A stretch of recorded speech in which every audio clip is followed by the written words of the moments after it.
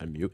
Hello, everybody, and welcome back to Amateur Hour Sports for some Sunday evening hoops action as the Toronto Raptors are getting set to take on the Washington Wizards. An opportunity knocks for the Raptors to get back-to-back wins here. It's incredible. The run that they have put together here. They won a basketball game. They didn't do that for 15 straight games.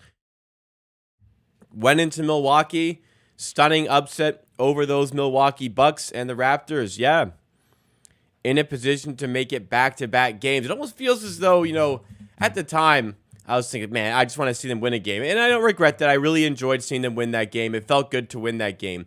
But I was almost like, maybe we should have won, like, one of the actual winnable games, not the one we weren't supposed to win, because now there's 3 winnable games in a row here.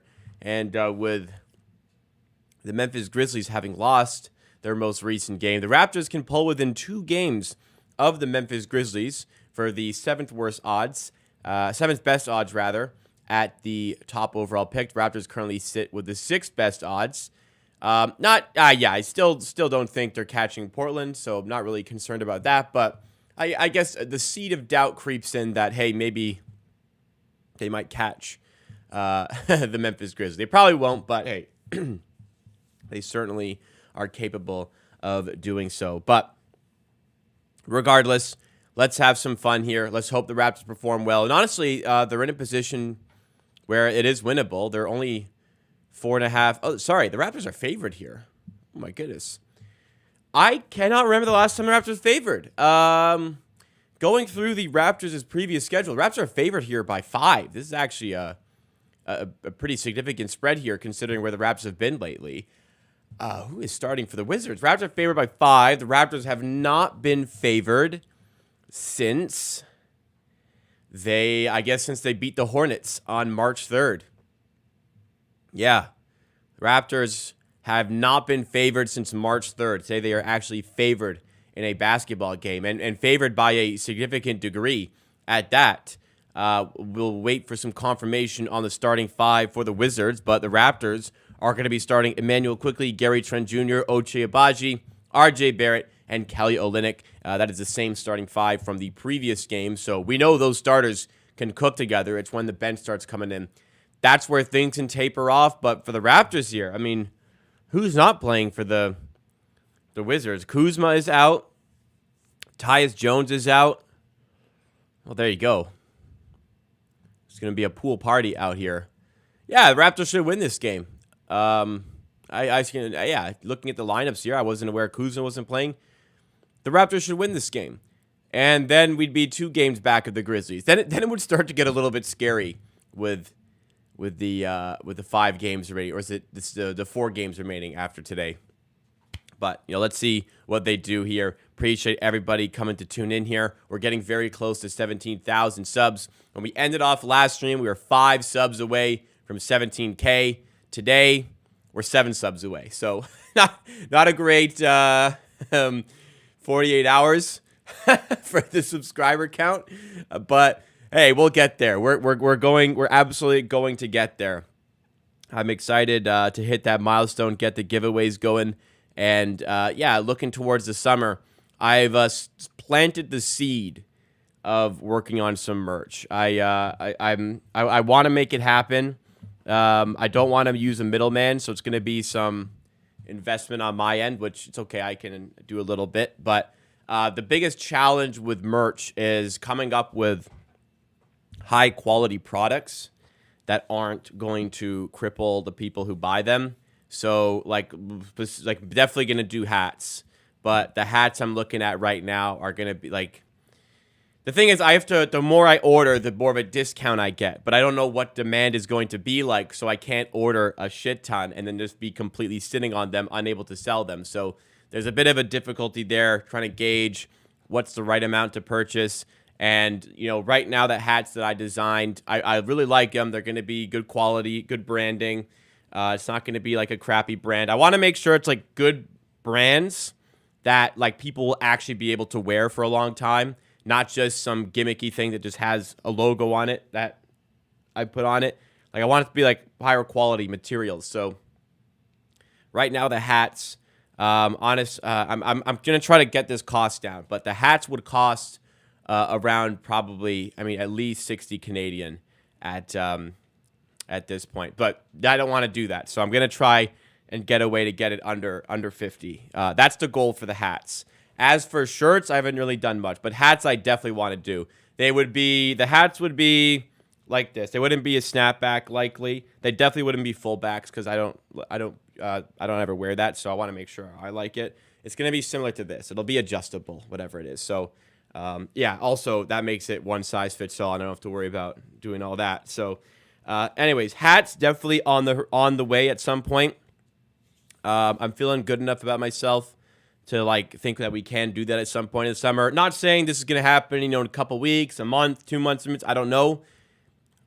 Maybe this is something I'll just, put in motion over the course of the summer, and then when this next season starts, energy is high on the team, then we do the drop. But yeah, just a little bit of an update. Planted the seed of getting something like that done.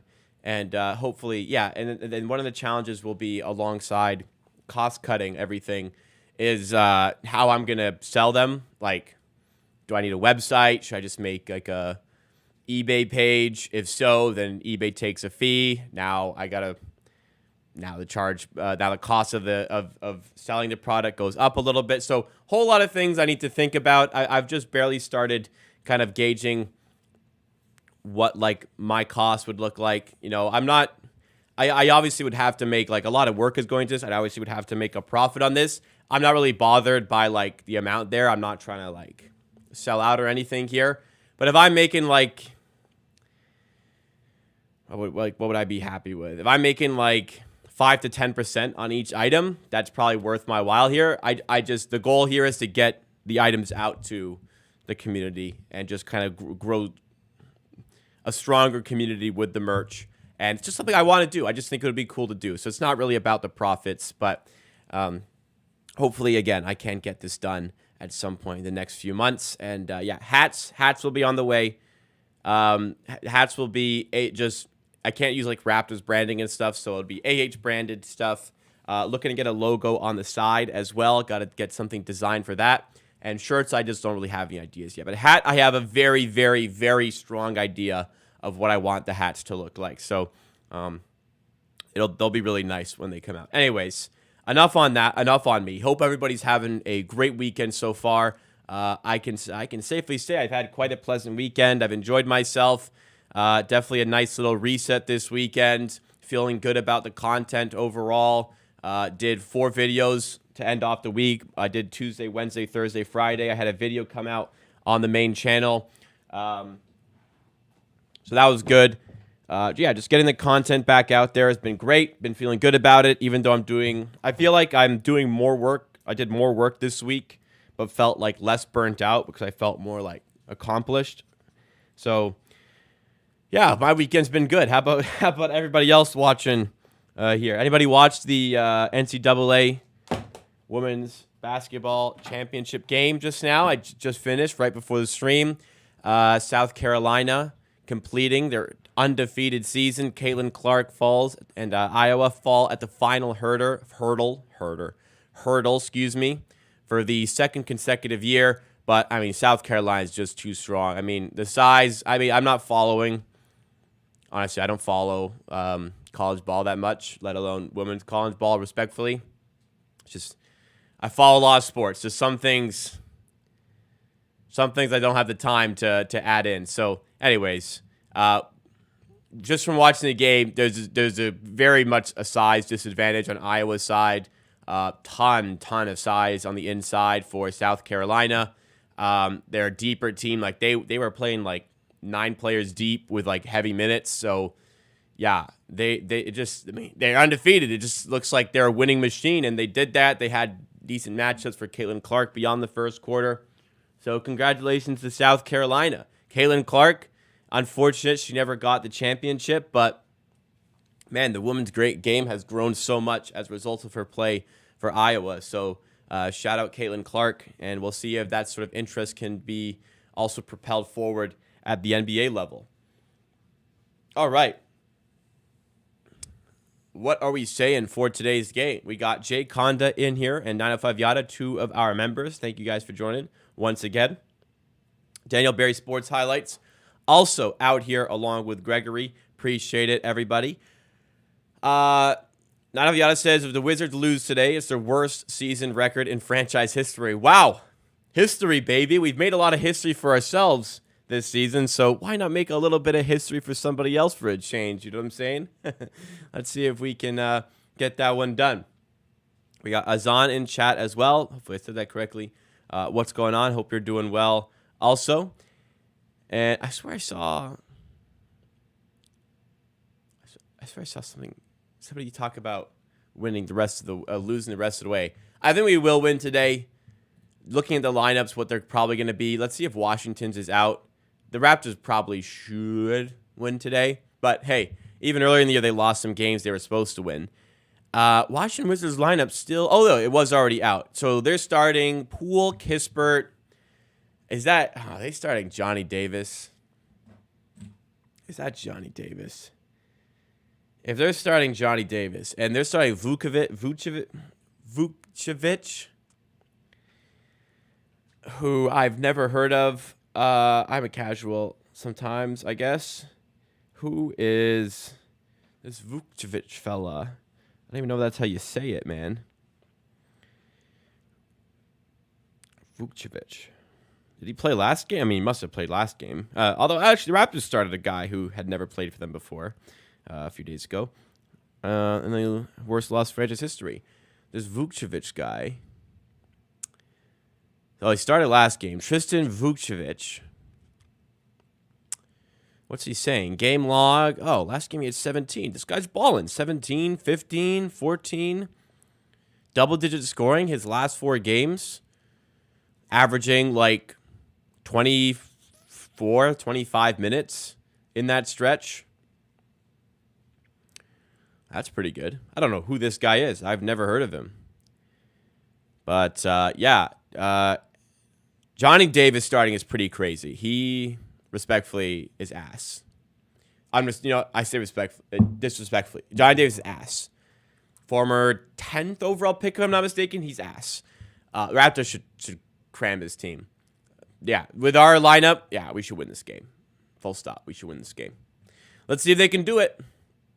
We actually have the weight of expectation on us today to maybe win a game. I'm going to look at the coaching staff if we don't win this game, man. Well, we'll see how the game plays out, but I might be looking at the coaching staff if we don't win this game.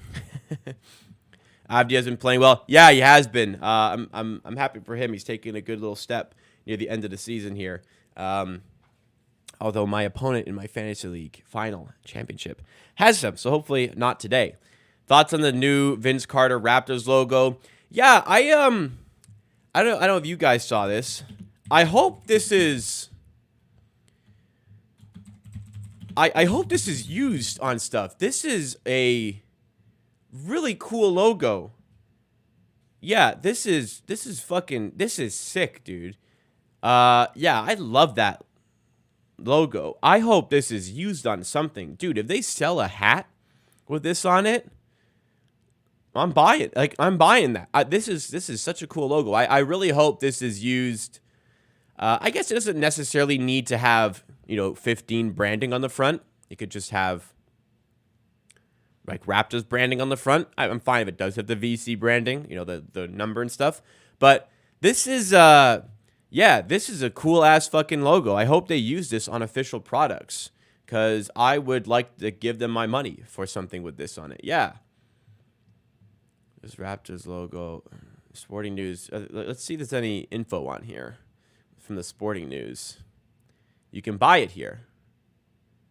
Yeah, okay. Is this a legit website? Okay, my computer get fried here. Viral, so somebody just took the PNG, threw it on a shirt, and is selling it. No, thank you. Yeah, hopefully there's some official drops with it. Hopefully some official drops with, good quality material. Because, the championship shirts they sold previously and, even the Scotty Barnes Rookie of the Year shirts were pretty, low-tier quality, unfortunately.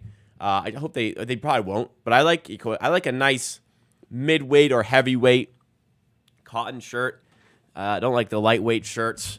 So, keep that in mind for when it comes to merch. When it comes out, it ain't going to be, at least maybe maybe some with big prints. We'll see. Anyways, I like wearing like heavyweight stuff like this, the workwear stuff. So if something like that came out, I get it. But a hat for sure. That's a cool ass logo. I love it. Probably use similar to the Astronaut Rockets logo this year on a special jersey. Hey, that'd be sick. If we can, get the purple back on a jersey for next season, bit of a rebrand, that'd be awesome. That absolutely would be awesome. I hope we do something like that. People want the purple dino, man. Give the people what they want. Enough of this black and gold junk every year. Something new, please.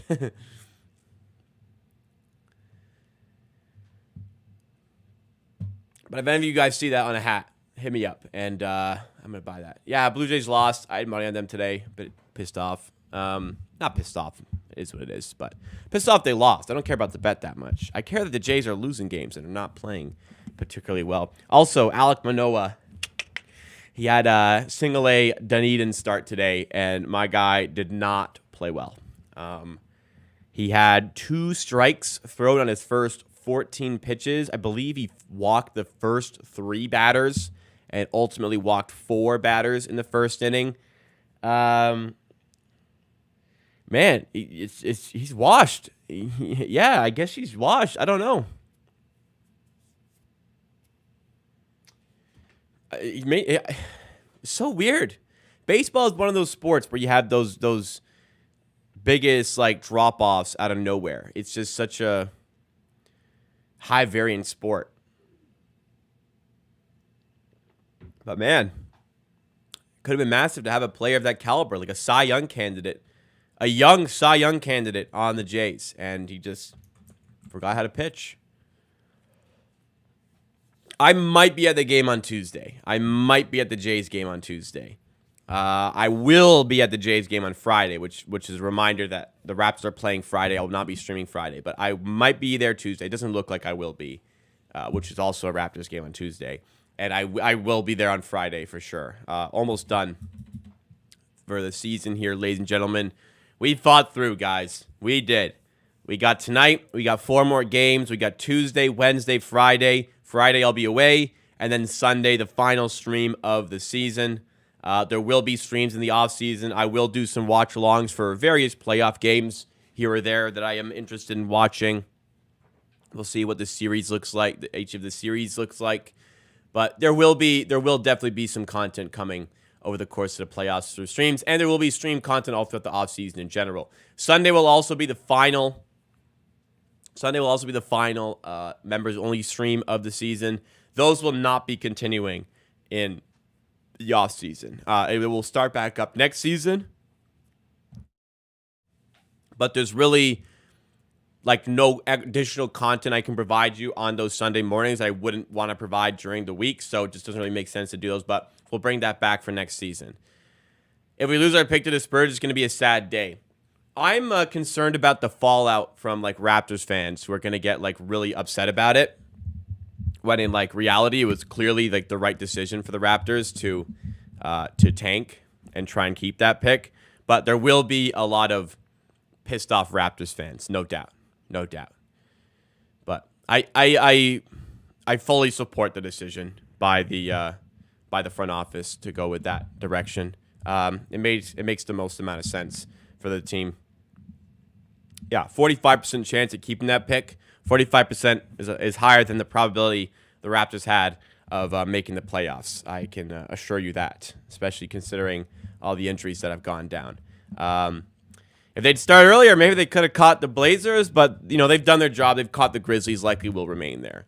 Will Bronny be drafted? I don't think Bronny will be drafted, period, let alone to the Raptors. If the Raptors use an early second-round pick on Bronny, I'm going to lose my mind. I think Bronny is just testing the waters, and he's going to do some workouts, but ultimately I would wager he returns to college for another season. I don't see any reason why he wouldn't. Like it's smart to get another year in.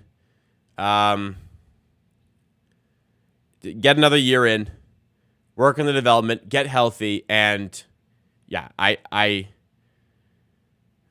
think it makes complete sense that Bronny takes another year at college. Look at what done for Edie taking an extra year. Looking in on my fantasy team, I am in my championship week. This is the final day of championship week. I'm down 7-2, but I'm really close in a lot of stats. Like I'm 3 back on steals. I'm 18 back on rebounds. I'm 19 back on points. I'm behind by less than 1% on free throw percentage. If I get a couple big days, which I'm currently not getting, I might win, but it's not looking good. It's looking like I'm going to fall at the championship round for my fantasy team. Unfortunate. Do you think Bronny will play with his dad and play in LA? I don't know. I think it's back to college. He's not NBA caliber. I don't think any team should waste a draft pick on him, for real. So, Maya, what's going on? Saying we're winning back-to-back games, conference boost. We'll see. And we get a super chat in. Thank you so much. Find me on Soy6 for the super chat. I really appreciate it. Saying, Ping Pong God is Raps Tank Commander. Ping Pong God. Number 5 pick. Let's go. I don't know who Ping Pong God is, but number 5 pick is a bit of ways away, but I guess it's possible to get there. Losing today would certainly go a long way to helping that. I think if we win today, I mean, we're toast, but it's not looking good at getting that pick. Do you think the 2-day draft is a benefit for the Raptors? I don't see why it wouldn't be to have the whole extra day to work on your decision over the course of an extra day. I don't see why it would be bad. It's got to be good for the Raptors for sure. Bronny's effective field percentage is 43%. He's not going in the draft this year. People are saying like he might trend better as an NBA player than a college player, but like he was a backup on a bad college team. I do not see how this guy gets drafted. I just do not see it. My take, like, I will stamp it. LeBron is not getting drafted. Sorry, Bronny is not getting drafted this year. He is going back to college. Nobody's going to draft him this year. Do the Spurs or Raptors pick? They have a top 6 protected pick, and currently the Raptors are in the bottom 6. So technically they have the pick, but the Raptors could snake it back at the draft lottery, and then it would convey either next year, the year after, or the year after that with second-round picks. How is dinner? Sorry, I saw that before. Just breakfast or dinner. Me and my girlfriend are doing a grocery order tomorrow. We had like nothing to eat today, so I went out and got some eggs, and threw down some eggs on a bagel, and that was dinner. It was good. I also bought some frozen hash browns. Not the healthiest thing, but I kind of wanted some, so threw that down on a bagel. Hash brown, egg, turkey bacon, some mayo, a little bit of cottage cheese. Delicious dinner. Delicious dinner. I could eat eggs any meal of any day. Those eggs for dinner aren't weird commercials, are for me, man. That I could be in one of those commercials because I eat eggs every meal every day. I could if I wanted to.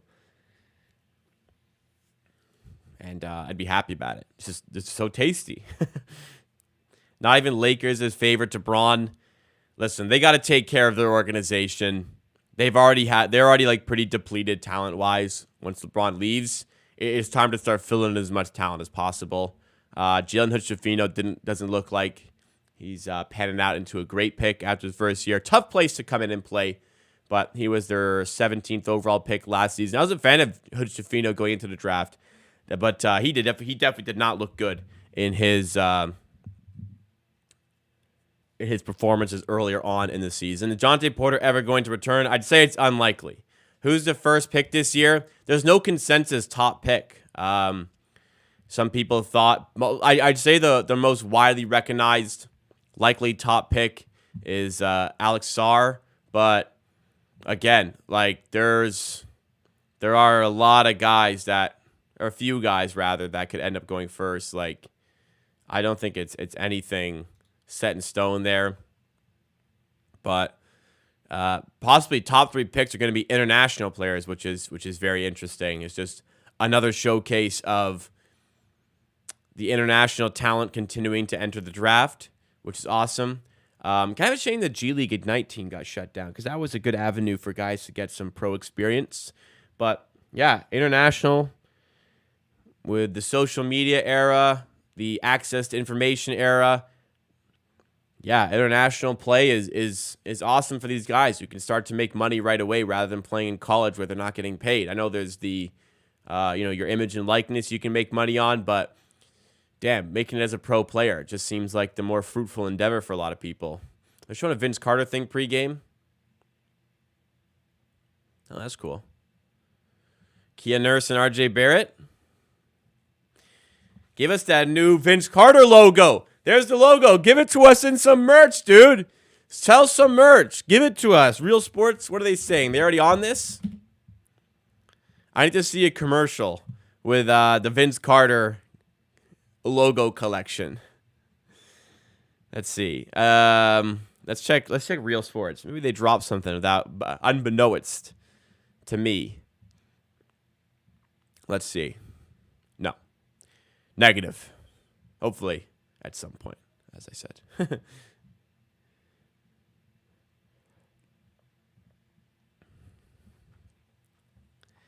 Masai doing what he does best, tanking and drafting high. Well, he's had 2 tanks, looking like both are going to be very successful. Drafting high in the draft, he doesn't miss at the top of the draft, does he? He's had some misses middle, late first, but top of the draft, he doesn't have any misses. Did he draft DeRozan? I don't think he drafted DeRozan, but no, he didn't. JV, good pick. Pirtle, good pick. Barnes, great pick. Was Terrence Ross? Masai? I think Terrence Ross was 2012, and Masai came in 2013, didn't he? Siakam, OG. Yeah, I'm thinking about like top of the draft though, because like later draft, you have Bruno and mid first, Malachi late first.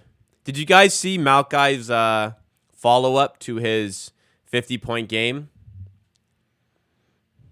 Anybody see what Malachi put up in his 50 game after the 50-point game after saying it wasn't a fluke? Well, I'll let you guys know. So Malachi Flynn had the 50-point game famously against the Atlanta Hawks.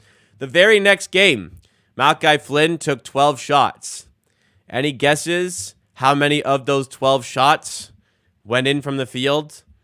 In the game after he dropped 5-0, 50 points. 0. 0 of the 12 shots he took from the field went in. I think he had 3 free throws. I think it was 3 or 4 from on free throws. But yeah, back to status quo, as I like to say. Yeah, you can't make this shit up, dude. Game after the 50 bomb, comes off the bench, 0 of 12, 0 of 7 from 3, 3 of 4 from the line. Did have 6 assists, which is I guess cool, but damn, dude, that's fucking tough. What did he do in the next game, actually? I didn't know they played the Nets recently. What did he do here? Tell me he made a shot. 1 of 7. So in the last 3 games, he has a combined 56 points. And in one of those games, he had 50. That is the flukiest 50-point game the NBA might ever see. Honest to God. Why does Oche keep starting over Grady? This man has done nothing, and Grady doing better makes no sense. Answer is just defense. Defense and size. Abaji provides what very little people on this team do. It's defense and size. So the starting lineup's balanced. Me personally, based on the way Trent's playing lately, I probably leave it as is. And I've been an advocate for starting Grady Dick 100%, but I'm personally comfortable with the way the lineup is structured right now. Gary Trent's playing really well. Want to keep the size and the defense out there. So I support what the lineup is at the moment. Malachi Flynn, last 3 games, 18.6 points per game. That's funny. I would tweet that, but I don't want to be too much of a Malachi hater. All right, let's do the door shot, folks. We've already locked in an above 500 season on door shots. However, let's try to keep things going. So my girlfriend's out, so door is open, which means it's a more difficult shot than normal. Typically, I'm getting a straightaway jumper, but I'm on an angle today, which I don't think I've hit. I maybe I hit one an angle. Well, my record on the angle is horrible, but let's do it. Let's see if we can get it done. Let's do this shit.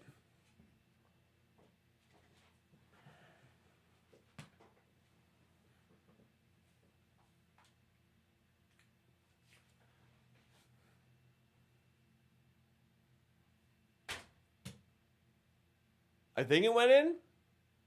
I'm not 100% sure. I think that went in. It clipped the rim and, like, didn't touch any mesh. Okay, chat's saying wet. I think we got it. Okay, I think we got it. I think we got it. Yep.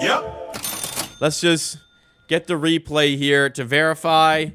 Instant replay, but it was confusing a little bit at first. Let's see. Oh, that went in. What am I even talking about? It did hit the mesh. I don't know. From my angle, it looked weird as if it didn't go in. I can't really explain what I saw. Well, that definitely went in. I mean, the mesh jingle. How did I not see that in real time? I don't know. My eyes, my mind was playing tricks on me. But, hey, door shot tracking. That was one of my nicest shots of the season as well. Door shot tracking improves to 24 and 30 of 39. So only 15 misses out of 39. That is, I'm pretty proud with that record for sure. Pretty proud with that record. Am I going outside tomorrow? For the eclipse? I don't know where I can get glasses. If I can find some glasses, yeah. But I don't know where I can do that. Anybody know where you can find some glasses? Who's selling the eclipse glasses?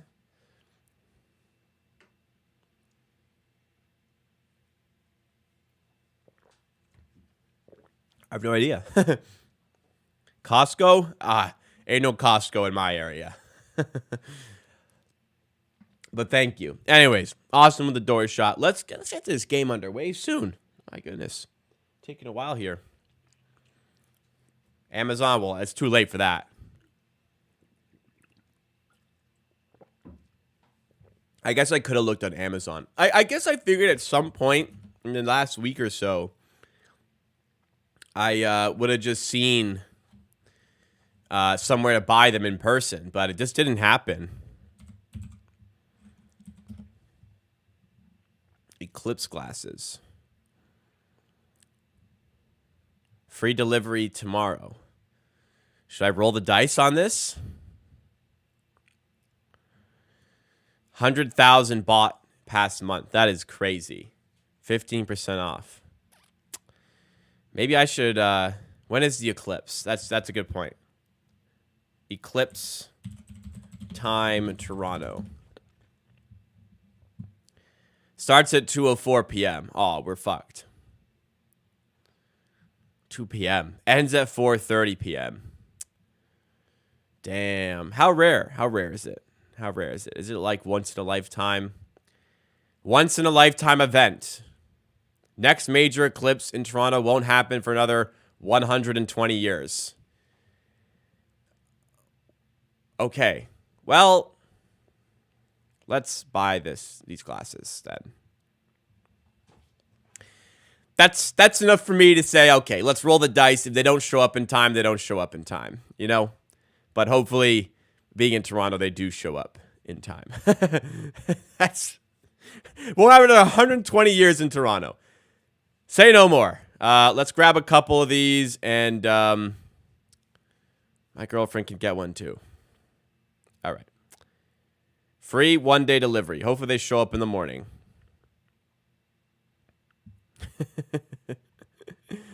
Hey, how rare is it?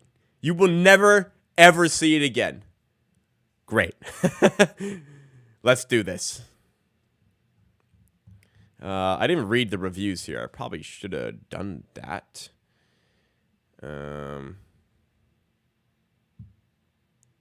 Seems to pass 4-star. Poor design and value. But apparently, yeah. They all work. Somebody says they work. How, like, I'm on Amazon reading reviews for these solar eclipse glasses. My address is on screen, so I'm not going to show you. But all these reviews for the product saying, oh, it works. It works. You have no idea if it works. We don't know. You haven't seen the fucking eclipse. How do you know if these things work yet? Wait, like, here's a good review. Looks effective. They work fine. You don't know that. Seems to pass all regulatory advice for viewing the eclipse. Okay, that's cool. Here, a Waterloo professor apparently bought these. And, all right. You won't need them again until 2044. That's apparently the next one, but not in Toronto for like another 120 years. All right. Roll a dice. Hopefully Amazon comes through and delivers them in the morning. If they show up in the evening, then I'm shit out of luck. Amazon had a huge recall. Well, I don't know. This one has 100,000 purchases. I got a Waterloo professor giving his stamp of approval. So let's go for it. I probably should have bought those yesterday, huh? Probably should have bought those yesterday. Oh, well. Whatever. It's $20. I can forgive myself. Anyways, yeah, shout out Waterloo for getting mentioned there. I saw a meme with Waterloo in the past couple of days that I don't know how recent it was, but yeah, Waterloo down bad. That's what I saw. Anyways, moving on. Eclipse about to make you blind. Watch your eyes. Yeah, that's why you got to get the specialty glasses. Although, do I even like what? How confident can I be in those things? They're small. I'm a big ass head. Like, what do I should look this up before I use them. What safety measures need to be taken into place there? Use some glass today and could look direct to the sun. Looked like the moon. Okay, well, hopefully mine show up on time. And at 2:04, I can step outside. I can see the peak at like 3 o'clock. Toronto's going to be a zoo tomorrow, though. Blue Jays home opener plus the eclipse. There's going to be tons of people in Toronto tomorrow. I saw how fucking... You guys see how rammed Niagara is going to be? It's insanity. Let's see if I have an estimated arrival time on this Amazon package. Listen, Amazon stuff can show up like in the morning. It can show up late. Usually it's early. I imagine I'll have these in time, but it says delivery by 10 p.m. tomorrow. Usually it's earlier, but it's, you know, who knows? Hopefully things work out for your boy. Game is about to get started here.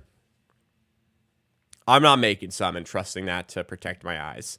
I'll trust a random thing on Amazon. Anyways, guys, let's get it on here. Raptors in action against the Wizards. We're on Sportsnet. We're going to be slightly delayed. Nothing I can do, but tip is won by Vukcevic, but then it's tipped to Olynyk. Vukcevic. I hope Matty D says his name, and then I know what it's like. But Raptors starting once again, Barrett, Trent, Abaji, Quickly, and Olynyk. Wizards, as Quickly makes the first jumper of the game.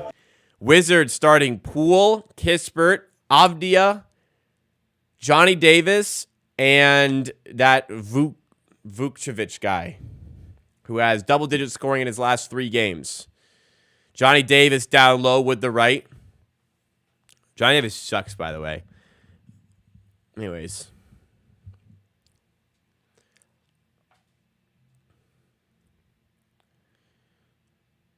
Let's get it on.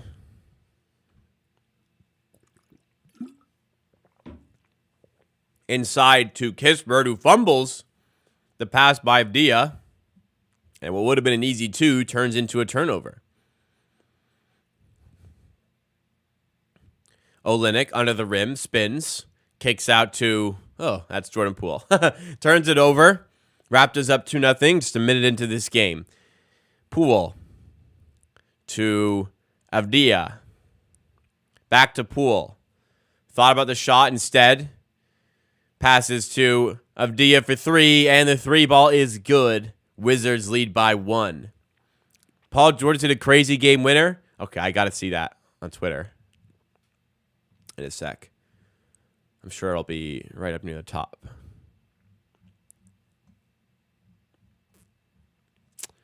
I'll see somewhere.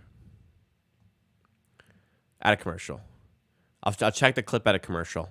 Kispert floater off the backboard. No good. Rebound. Nice job by Olynyk. 3-2. Cavs went on sad. Good. I had an under on their win total this season. I'd already won before today, but good. Nice play there by Trent. Gets in the lane and puts it up with the right and finishes. Peyton Watson's a painful one because he was, I would say, oh, nice steal by Trent. And Raptors get an easy 2 on the other end. Oh, maybe not so easy. But Abaji throws it down and gets fouled. And he's heading to the line here. Nice steal and nice feed by Trent there. Peyton Watson surely was on Toronto Raptors draft boards at the 2022 draft. And they ended up going with Christian Coloco, of course, which, you know, was a fine pick. It's a shame that health has hindered his ability to play basketball. It is what it is. But Peyton Watson, I think he went in the 40s. Or did he go higher? He went 30th. That's where he went. So the Raptors didn't even have an opportunity to draft him. I personally did not see him going that high. But, yeah, good athlete, good defender. Could have been what the Raptors were looking for, but ended up with Coloco. It's a shame it didn't work out. Oh, what a feed by Quickly. Guys, this guy's ascent as a point guard is terrific. What a pass there by Emmanuel Quickly to set up R.J. Barrett underneath the rim. Raptors lead 9-3. Vukcevic guy hasn't touched the ball yet. What's his name? Poole for 3. Way off the mark. Other side, Gary Trent. By the way, not if you asked. We're 7 subs away from 17K. Quickly for 3. This one's no good. Rebound. Deflected away, but it is a Raptors ball.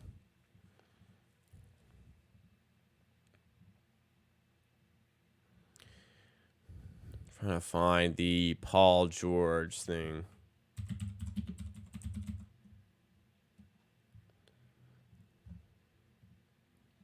Gary Trent inside to Olynyk. Nice feed to the cutting Abaji. And the ball movement here is terrific by the Raptors. Sensational ball movement. Lovely finishing at the rim.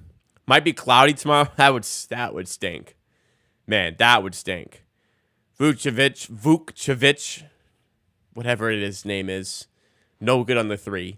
11-3. Barrett attacking Johnny Davis. Gets to the rim. Tough finish. No good.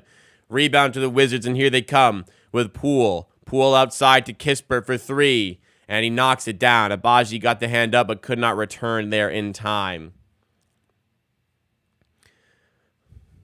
RJ backing down Poole, getting to the rim, and finishing. Nice play there by RJ Barrett. I'm surprised Washington have not gone to a timeout yet, but it's only 13-6, 7-point game. Poole looking at the Wizards going the other way. I'm happy we're not doubling Poole. Other teams have done that, and it's dumb.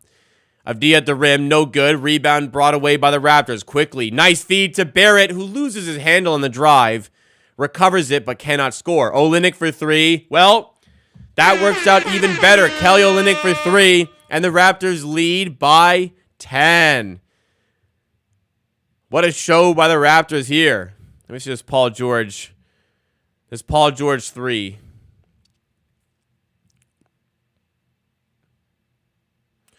Oh. Anybody? Yo, he dropped. Is that Evan Mobley he dropped? He dropped Evan Mobley. Oh my God. Oh my God. It wasn't a buzzer beater. It was a dagger, a shot clock buzzer beater. But oh my God. I need like the wide angle of this. This guy dropped fucking Evan Mobley. I need the wide angle. Here we go. Just drove past him a bit, brought it back, and Mobley hit the fucking deck, dude. Oh my God. That is nasty. That is nasty. If you guys haven't seen the Paul George dagger, I gotta send you. I'll send you the link there if you want to go check it out. But that was nasty. Then Allen fell on Mobley afterwards. I didn't see that. I saw it that time. Wow, what a play, Paul George, man. That's some killer instinct. Mobley was playing good defense up until he fell.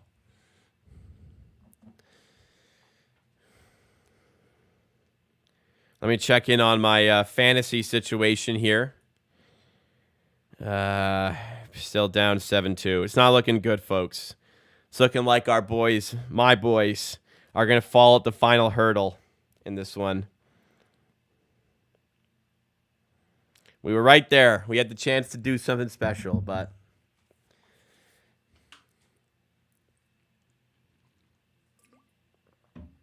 just having RJ who puts pressure on the rim and having a guy like RJ who, man, like when this team has needed a bucket, they can just go to him and he just gets to the rim. He finds a way to get to the basket and finish. That's like when the team was like trying to be good, that was very apparent about his game. Like when we needed a bucket, he just went and got it. Look at this. These Gillette ads, man. Team smooth versus team styled. These guys both have like a considerable amount of facial hair. This is dumb. Zach Craig, what's going on? A lot of Vince Carter stuff today, as should be. You know, I had my reservations last stream about retiring Vince Carter's jersey. I don't think... I firmly believe at this point they should retire his jersey. Gary Trent with his steal at half court. Another steal by Trent leads to another 2 by the Raptors. And it is 18-6. Here we are.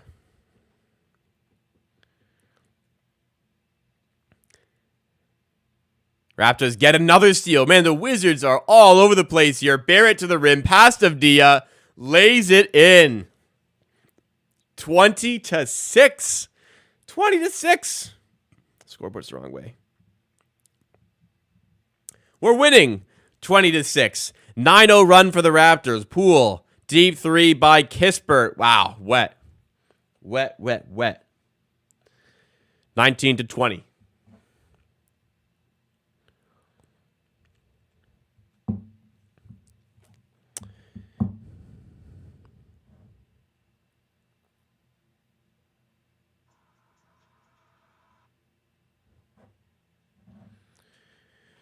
Good stuff early by the Raptors, and a lot of it is just getting turnovers and getting out quickly. That's what a lot of it has been.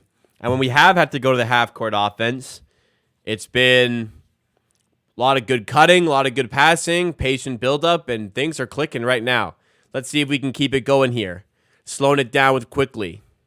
Quickly up top to Trent, open for 3. This one's short.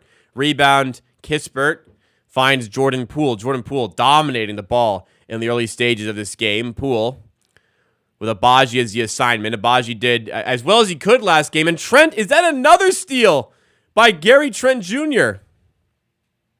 Quickly got Kispert to jump into the 3, and he's going to head to the free throw line.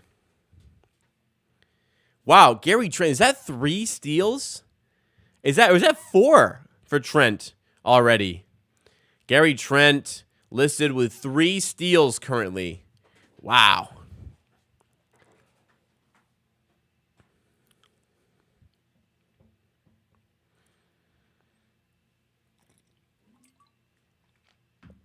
I don't know where this version of Gary Trent was for the first, I think, 50 games of the season, but he's been playing a lot better as of late. I mean, first 60 games even. Quickly at the line for 3.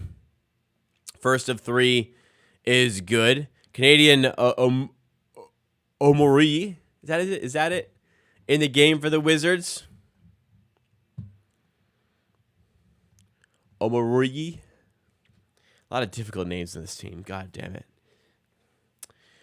Second free throw for Quickly is good. Third one on the way.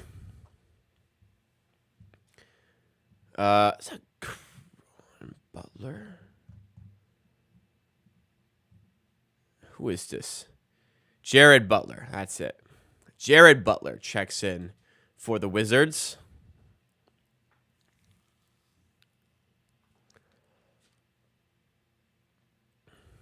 And all three drop for Manuel Quickly. It is a 23-9 game. Great stuff out the gate for the Raptors 6 minutes in. Avdia, pass stolen. Another turnover in transition. Grady Dick gets to the rim, makes the tough layup with his left. And it is a 16-point advantage in the first 6 minutes of this basketball game. Surreal stuff. Avdia looking to respond. Gets to the rim, misses the layup. Rebound Abaji, and he's fouled. Dude, this is remarkable. I know the Wizards are down bad right now, but this is like they're getting steals everywhere. Olynyk this time getting in on the action. That is, how many steals is that? 2 steals for Olynyk, 3 steals for Gary Trent.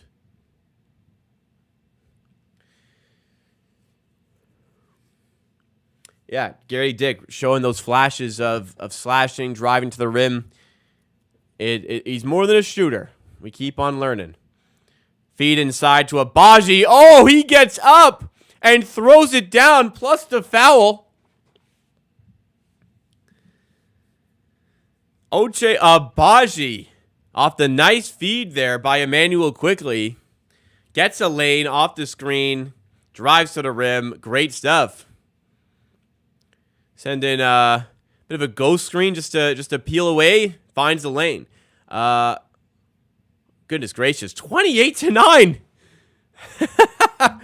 28-9. This is remarkable. A little bit off there. And the bucket goes for, I believe that was Butler. A Champagny sighting, ladies and gentlemen. Justin Champagny. Back in action at the Scotiabank Arena. In a Wizards uniform. Abaji, corner 3. That'd be crazy. Oh, my volume cut. And that is a me issue. That is not a Sportsnet issue. My volume is cut. Fuck. You guys can still hear me, but I can't hear anything.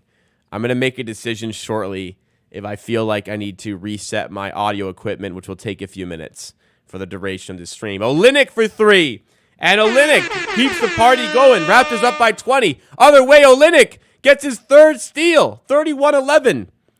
Trent for 3. Got it. This team is running wild in Toronto. 34-11. One of the most impressive Raptors performances I've seen in like 2 months. This is incredible stuff. 34-11. Quickly, diming. Trent knocking down every jumper. Olynyk, 3 steals. Trent, 3 steals. We are running rampant here. All right, I need to reset my audio equipment, unfortunately, because I can't hear anything. So I'm going to cut. My microphone's going to cut for a couple of minutes. I'm going to go on the BRB screen. I need to get some water anyways. When I'm back, we got plenty more Raptors action on the way. Don't go anywhere, guys. Bear with me as we deal through these technical difficulties.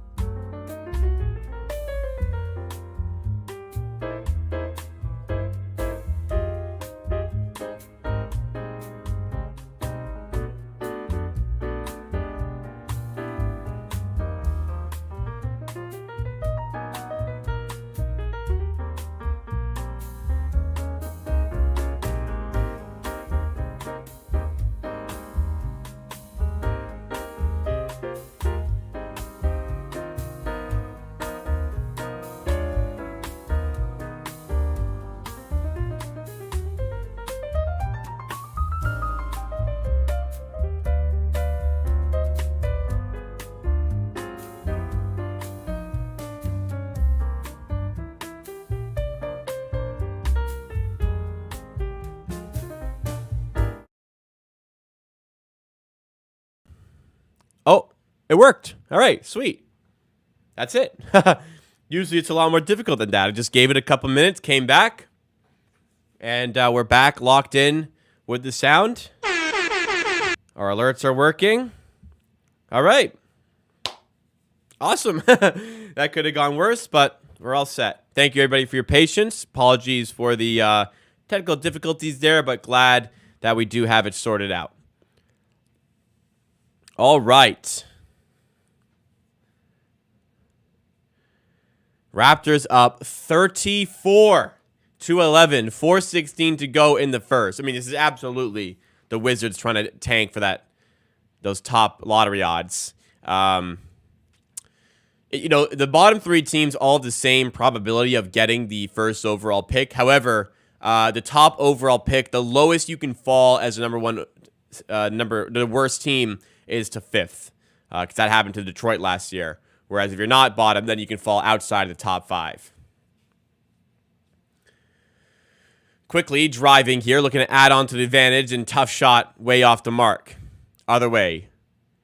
I mean, this is Poole under the rim. Hits the ground hard. Goodness me. You heard him as he hit the deck there. Hopefully he's all right. My God. That you heard that. Oh, my God. The replay. You hear it again. My God. Even worse. That Wizards jersey, they deserve to lose in these jerseys. This is the worst jersey in sports history. I cannot think of a worse jersey than this. This jersey is horrific.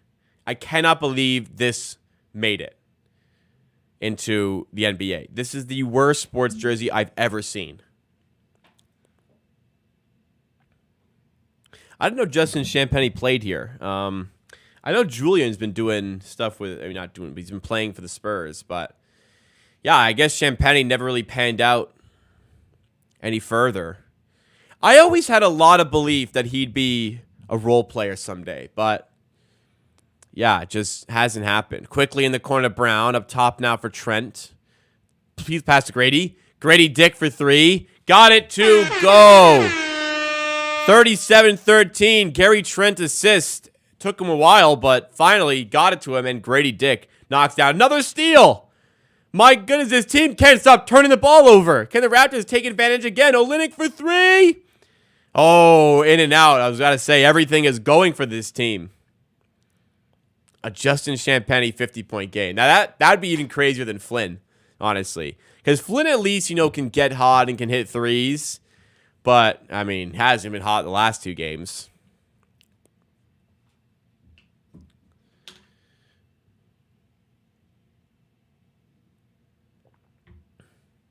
Oh, my God. We can go into the absolute depth of hell with our bench units today. We might see some rough basketball. Malik Williams in the game for the Raptors. Big moment for Malik Williams. He just secures a rebound there. Trying to earn himself a job playing basketball next season. Bruce Brown to Freeman Liberty.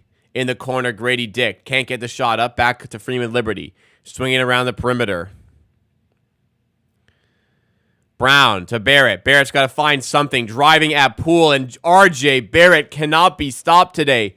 Fights his way to the rim and lays it in with the right. RJ showing the ability to go to the offhand. Poole to Avdia. Avdia step back on RJ. Tough shot, no good. Rebound Brown. Nice to see Bruce Brown playing again. Freeman Liberty in the corner. No, I thought he was going to find RJ Barrett in the corner. Did not. Top of the key. Onto the wing now for RJ. Grady Dick open for three. Wizards, do your homework. Because Grady Dick has just hit another three. And the Raptors lead 42-13 in the first quarter. To the rim. Avdia, no good. But he's fouled. Thank you, Orlando, for passing on Grady. For real. They took Jed Howard instead. Who do you think we would have taken if Grady was taken at 11? Probably Buffkin, right? Like, probably Kobe Buffkin. I don't think we would have gone for Jordan Hawkins. I could have seen it, but I don't think we are going to go for Hawkins. I think Kobe Buffkin was the guy. I thought at the time we are going to get Buffkin, but to my delight, they took the guy that was highest on my wish list. Grady. Avdia, free throw. First one is good. Do I think Grady is top 10 in a redraft? At this present point, like maybe, but a lot of guys, like, different situations don't always showcase their best in year one. But we'll give Grady his credit here. He's been playing some great basketball. Grady, straightaway 3, no good. Let me look, 2023 NBA draft. Is there 10 guys I'd say you'd draft ahead of Grady Dick if you drafted again today? Drafting with today's knowledge, Victor goes before. Miller goes before. Ahmed and Osar still go before. Does, honestly, Scoot? Okay, we'll give Scoot the benefit of the doubt and say he still goes before. Anthony Black probably still goes before. Like, probably, but, like, I could see him fading a bit. Bilal Coulibaly still goes high. Jarris Walker, Taylor Hendricks probably don't keep their positions. Cason Wallace stays high. Jett Howard does not go 11. Derek Lively probably goes higher than 12. Probably on the cusp, but not quite there. Anthony Black should go way higher. He went 6. Am I sleeping on Anthony Black? RJ, kick out. This one's turned over. A rare turnover by the Raptors, and it's laid in by the Wizards. Raptors only 2 turnovers in the first quarter. The Wizards have turned the ball over. It says, 8 times. Let's say it says 5. 8 times they've turned it over. Williams to Bruce Brown for 3. No good. Rebound to the Wizards again. Poole. Looking to get the Wizards back into the game here. It's a 25-point game in the first quarter. I think this is Butler. To the rim. No good. Rebound by Grady Dick. Raptors 5-on-4 briefly. Will they use it? Barrett in the corner. Yes. To Freeman Liberty. Oh, in and out in the corner 3. 42-17. Avdia for 3 over Grady Dick. Off the mark. Rebound. Corralled eventually by Freeman Liberty. 24 seconds on the game clock. Shot clock, game clock separated by about 3.5. That's true. Cam Whitmore probably goes higher at this point. So, I mean, Jaime Jaquez also goes higher at this point. So, yeah, Grady doesn't go top 10 in the redraft. But the Raptors are certainly happy with this. It's a foul call against RJ. It'll be an offensive foul. Another turnover there. Keontae George as well goes higher. So, Grady Dick, I'm very happy with him at 13. This is going to go down as a pretty great draft class, it seems. Like, Cam Whitmore is great. Jaime Jaquez is great. Brandon Pajemski is great. He goes ahead of Grady Dick in a redraft, and he was a 19th overall pick. Marcus Sasser is great. He was a 25th overall pick. This is a deep fucking draft class, guys. My God. Grady Dick definitely doesn't go top 10. Like, Wemby, Miller, Scoot, both Thompsons. Like, these are the certainly go ahead of Grady Dick still. Cason Wallace, Derek Lively, Jaime Jaquez, Pajemski. Those 9, Cam Whitmore probably as well. Those 10 probably go ahead of them comfortably. Then you can make a case for Anthony Black. You could still make cases for Jarris Walker, Taylor Hendricks. You could definitely make cases. That's about it. But I'm still very happy with the pick, by the way. Make no mistake. Very happy the Raptors were the Raptors were able to get Grady Dick at number 13. Even thinking about, like, at the time,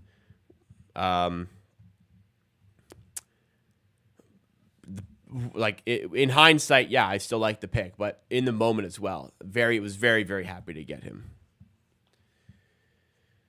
Warriors versus Lakers playing going to be fun. That is going to be great. They played each other in the play-in tournament a few years ago, and that was a box office game. LeBron had that famous, he saw 3 baskets and just aimed at the one in the middle and made like a killer 3 near the end of the game against the Warriors.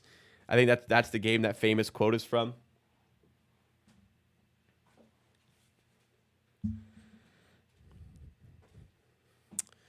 Well, I don't think the Raptors, they put Bruce Brown in, to be fair, Ryan, and also their G Leaguers, Freeman Liberty, Malik Williams. So not going to put that all on Bruce Brown. But from the first quarter, the Raptors, wow.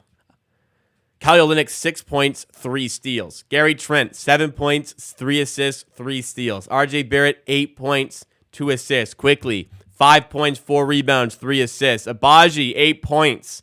What a performance. The Wizards have 8 turnovers in the first quarter, and the Raptors have taken full advantage of it. Oh, Halliburton doing well. He's in my fantasy team. Boys, my fantasy league. Oh, it's 5-4. It's 5-4 now. We're pushing for the comeback. I caught up on free throw percentage, and I caught up on points. We're back in the fucking mix. Shout out PJ Washington, 14 points, 13 rebounds. Ooh.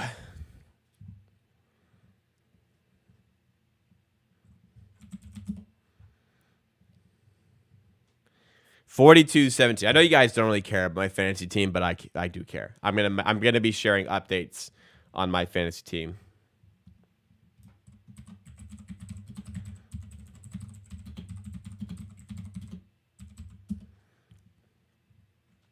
At the rim, Avdija finishes. Bit of a run here by the Wizards, though the Raptors still lead by 21 points here. Yeah, I know. Washington was crap to start the game. I was pissed off because if he hadn't started at his game wasn't at 3:30, I would have had a better understanding of the injuries and resting throughout the day. I probably would have benched him because I knew he was playing, so I had him in my starting. I'm like, okay, if all these guys are out, I don't want to miss out on having a player play. So anyways, PJ Washington played and ended up having a good night, so that helped me out.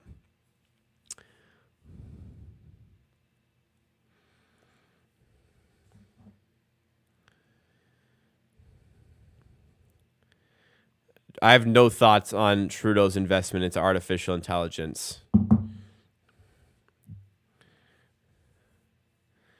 I guess my thoughts on AI are maybe this is a oh wow, Freeman just got blocked. Maybe this is a bad take because I'm not familiar enough with the industry as a whole, but like any industry as a whole. But yeah, I feel like if your job can be replaced by AI, you gotta do something that you can't be replaced by a robot, I suppose, or an algorithm. Not a robot, an algorithm, not a boomer.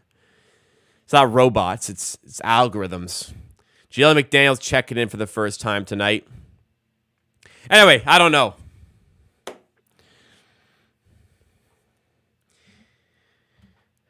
AI is a good thing in my book.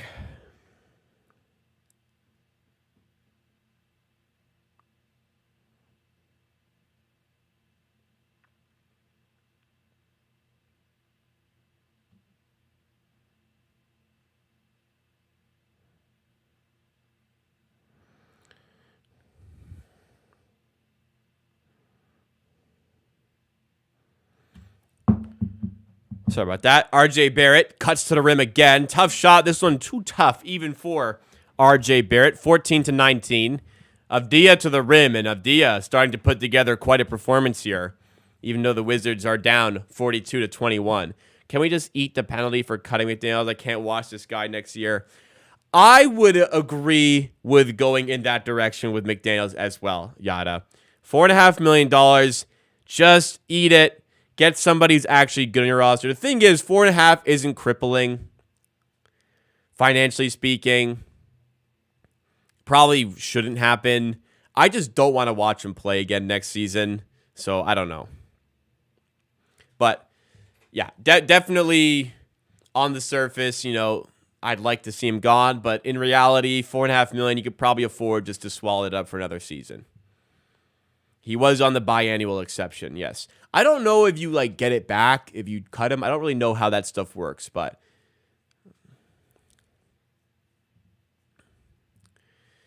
he'll probably be here next season, is what I'm telling you. There are a lot of guys in this roster that'd be cool to see. Peace out. Freeman Liberty, I don't think should make the roster next season. Unfortunately, Malik Williams on a 10-day contract. That guy ain't coming back in the summer. Bruce Brown, I hope they trade him. McDaniels, I hope, is gone. Wara, I wouldn't mind, a roster spot, but I'm not really a big fan. Temple, I hope, is gone as well.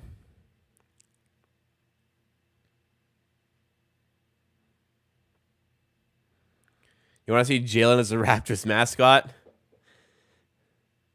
Sure. Why not? What do I think RJ's ceiling is? I don't know anymore because I would have said his ceiling is lower than what he is currently doing consistently for the Raptors. Ceiling is... RJ is comfortably averaging all-star numbers for the Raptors. Ceiling, I don't think he'll ever be an all-star, but you have to say his ceiling is all-star. Carton, I haven't seen enough of Carton to say one way or another. So I'd be okay seeing him, like Freeman Liberty. Give him a training camp opportunity and see if they make it.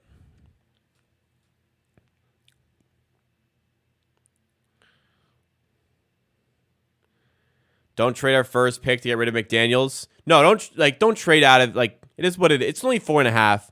You don't need to, it's not crippling you. You'll be fine.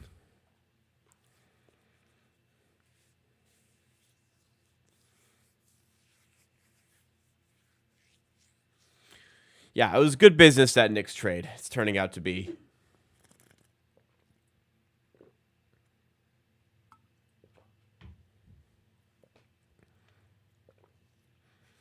It's just so strange that he's become a super efficient player when he was so unbelievably inefficient for so long in New York. Brown up top to McDaniels. Grady Dick just pulling the three off the mark. Rebound to the Wizards. And here comes, is it Jordan Poole again? Yeah. Playing him straight up with RJ on defense. Let's see how he manages. Here is Jordan Poole, open for three. Can't go under that. Can't go under that. I get his role was different, but no. Let's be honest, guys. This guy had tunnel vision. He had no right hand. There was more to just his role in New York that he was inefficient. He also makes way more threes here. And he's way more efficient on threes here. Complete shift. Wizards uncomfortably sliding back into this one in some capacity. It's a 17-point game. The Knicks just wanted off his contract, honestly. That's what it was. At the rim. Another make for the Wizards. It's a 15-point game. 14-0 run. 14-0 run. Let's get them starters back in and clean this one up again. I'm excited for a full offseason of development with Toronto. Quickly can improve. RJ can improve. Hopefully Scotty Barnes takes on another level. A lot of internal growth can happen in the offseason. And honestly, this organization is hinging on a lot of internal growth with the caliber of the players we have right now. We're a young team. We got to continue to build from within.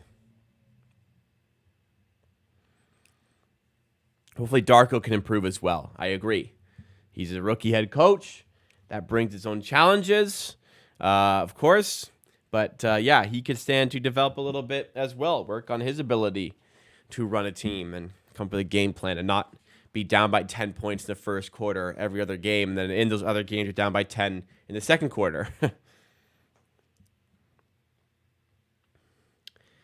Yeah, Janan is right. They kept Malchi. They ain't doing anything with that McDaniels contract. In fact, they chose to pay Malchi a 4th year. So McDaniels probably not going anywhere.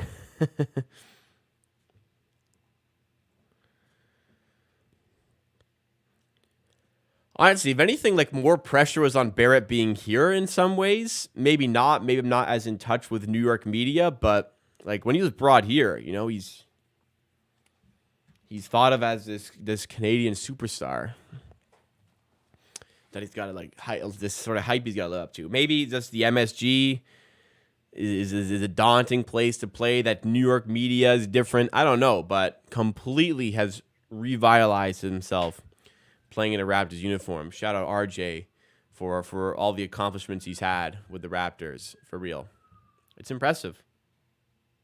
It's very impressive. Malchi's actually pretty good. No, he isn't. He's a bit raw, but he's got potential. Gary Trent is younger than Malchi Flynn. I'm sick of hearing young potential. Malchi Flynn is older than Gary Trent Jr. We're no longer in a state of young player with potential. He's 25 years old. He had the one fluke 50-point game, and in the next 2 games, he went 1 of 21 from the field.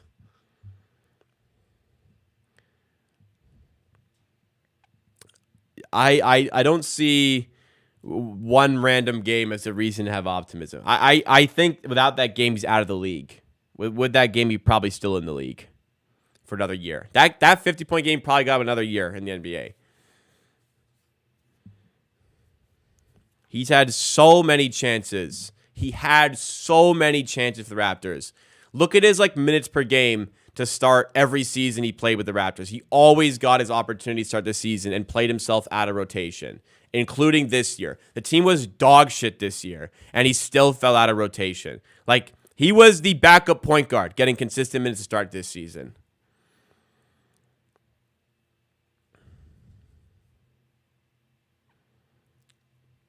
Do you think we kept Bruce to avoid the rule that didn't allow us to add players' picks in a package with Bruce?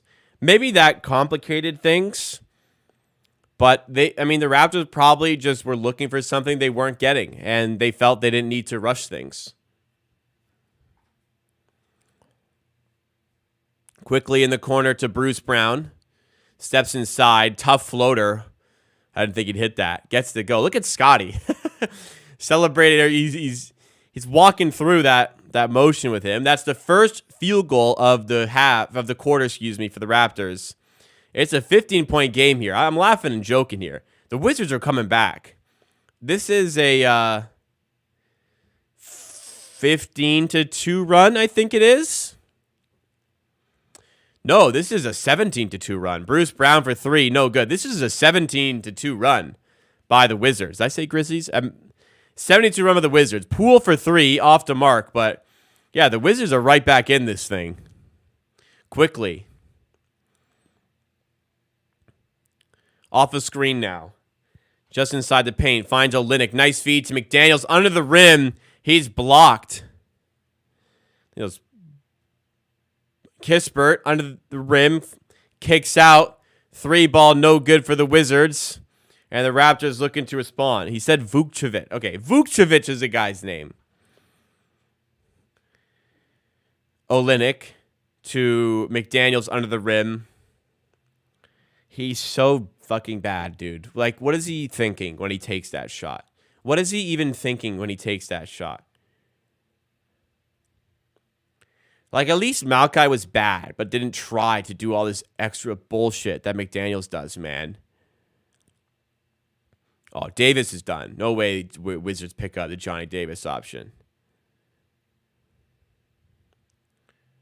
At least Malchi knew who he was. McDaniels is so ass, man. He's got size, which Malchi doesn't, but my God. What is this bench saying? We're playing like a G League bench. The Wizards are playing like a bunch of G Leaguers right now. Brown is a -10. McDaniels is a -10. This is surreal stuff. No, it's not the best stat, but Avdia lays in it. But it's something to note, in my opinion. 44-33. Raptors have completely fallen off the planet here. 1 of 12 from the field in the second. Abaji cuts to the rim. Open layup. God, dude. Gotta make that. 42% shooting for the Raptors. And they're still by double digits for now. You know, you can talk about the lineup the Raptors have out there, and it's not very good. But you can say very much the same about this Wizards bench unit. The Wizards are playing 5 players I'd classify as G League players today. 3 NBA consistent players and 1 not so consistent NBA player. Honestly, you could even make a case it's 6 G Leaguers for this team today. And here we are, 44-35, and Darko calling another timeout. Might want to sort it out, boss.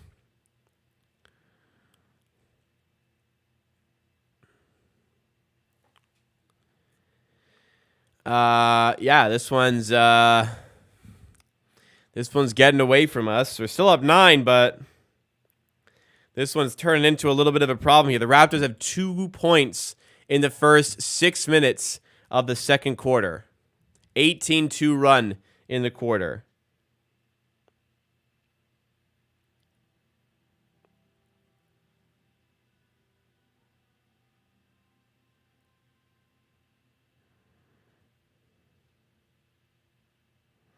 So I'm checking in my fantasy basketball team.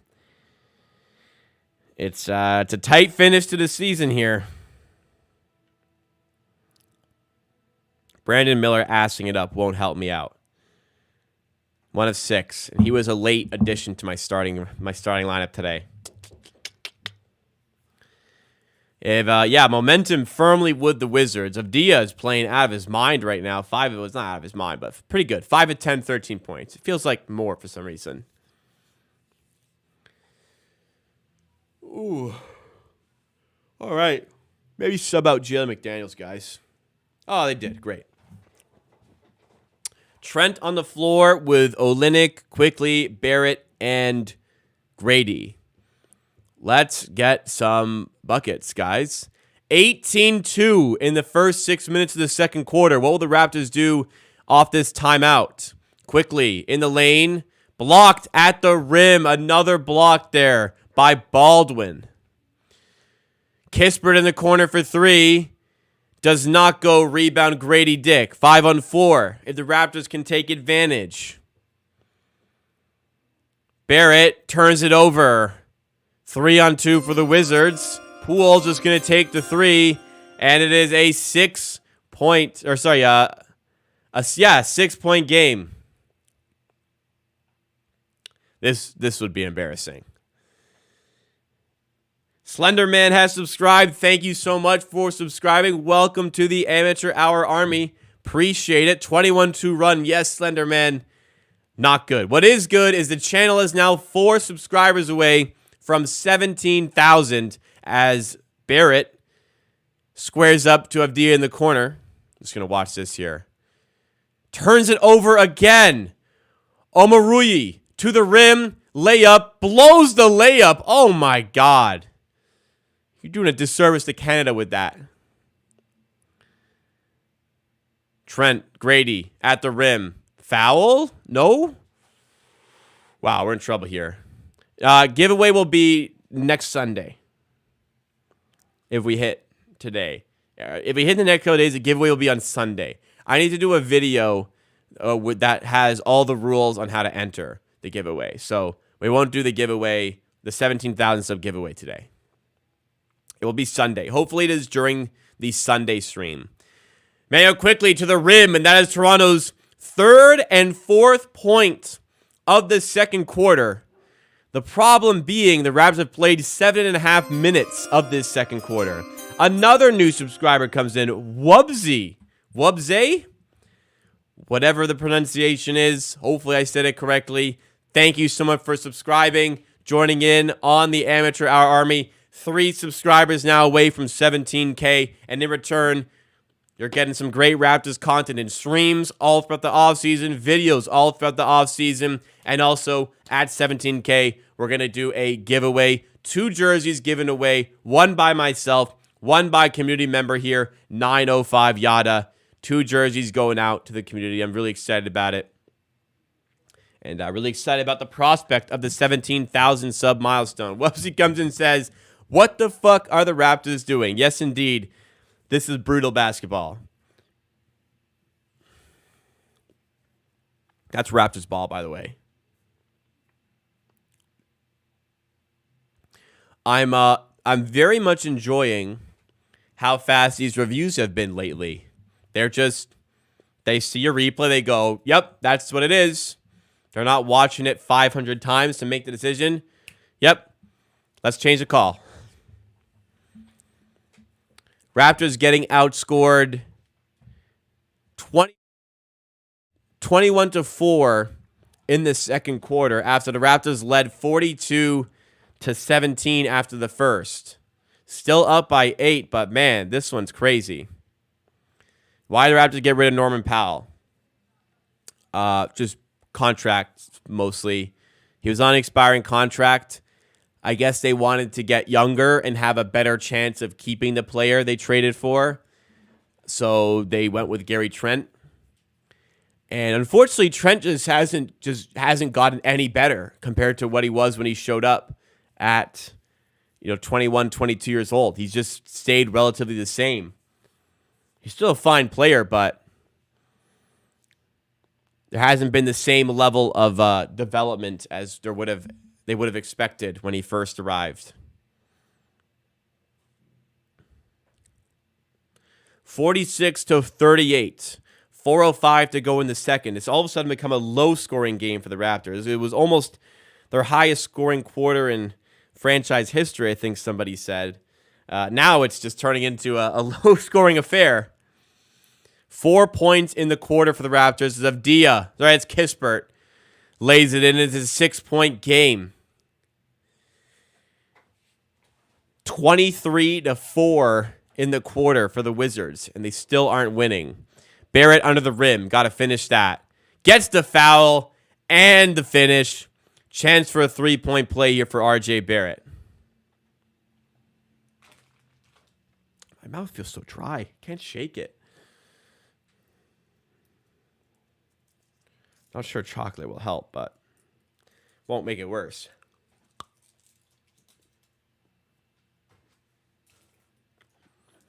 Barrett completes a 3-point play.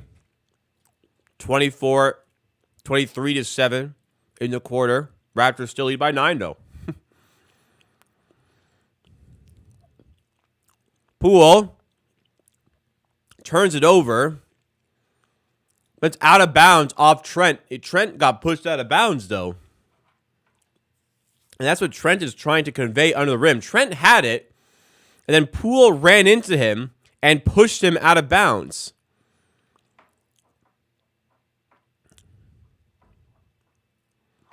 Gary Trent was out of bounds, but Poole pretty clearly fouled him to me.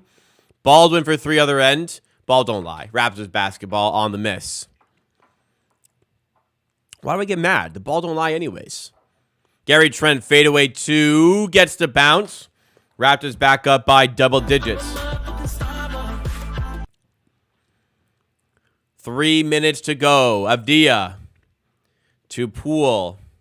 Wants to screen, ghost screen, and Avdija cuts to the rim and finishes. That's the exact play the Raptors ran with Agbaji a little bit earlier on, but RJ kind of napping on defense a little bit. Quickly, baseline J gets the roll. Raptors back up 11.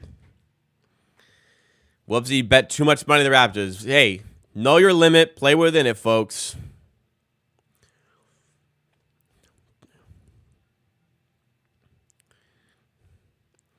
Kispert for 3, and another big 3 drops, and it's back down to an 8-point game here.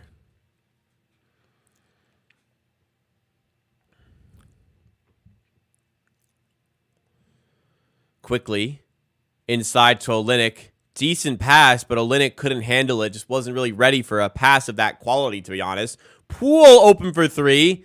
Why was he that open? Doesn't make us pay.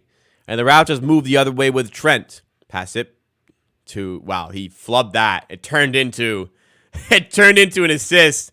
But Gary Trent whiffed on that pass. I think Avdija has upside as a 5th man on a good team. He's a good defender. He can shoot.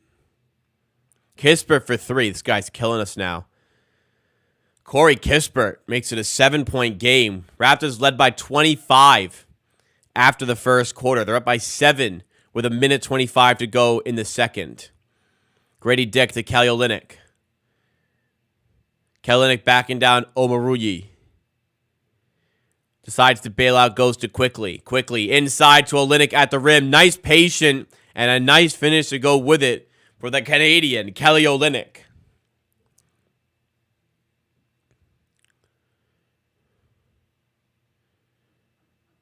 Should we trade for Avdija? Probably not. Not really sure what they'd want for him. What year? He was a 2020 class, so I guess his rookie contract's up. Did he sign an extension? Oh, I believe he did sign. He signed a good extension last year. Pretty sure he only makes like mid-10s, maybe lower. Yeah, lower. He makes $12.5 million a year or so. No, 13-ish.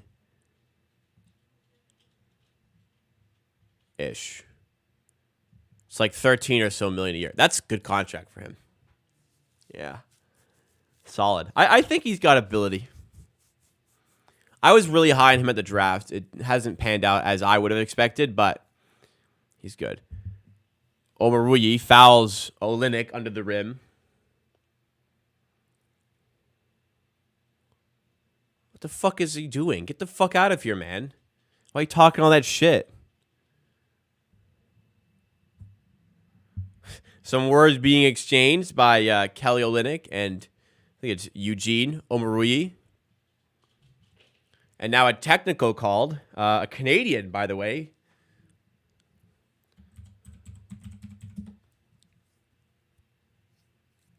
Double tech? Kelly get a tech as well? Oh, whatever. 57-48. Barrett in the paint. Well defended, but gets the kick out to Quickly. Guys, that play right there. That is a play that RJ Barrett is not making at the start of the season. Unbelievable read on the double team there by RJ Barrett. Drives in, met by the defender, 2 defenders collapse, and he just like cross court into Quickly shooting pocket in the corner. What an unbelievable feed there by RJ Barrett. That was so impressive. Raptors starters making amends for what has gone wrong in this second quarter slightly. Up by 12. Can they add to it? Gary Trent would certainly like to. Sidestep 3 in the corner is money. Raptors up by 15. Poole to Avdija. Going up strong and drawing the foul. What was he put? 900 on the Raps. Needed the fast money. Well, what's your normal bet size? If it's, if your normal bet size like $5,000, then no sweat bet. If it's your normal bet size is $50, then I would have encouraged you not to bet that much. I did not have money on the Raptors to beat the Bucks. I did have the spread. I did take the spread in that game and was very open about it pregame, having taken it. Avdija at the line. First free throw is good. All right, you don't have to share what you don't want to share.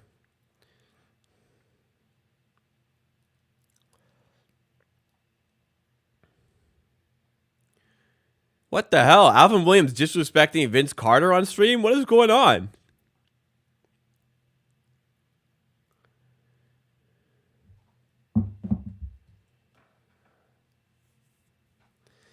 1 second to go. Abaji full court off the mark. Raptors take a 13-point lead into halftime. Impressive on the surface.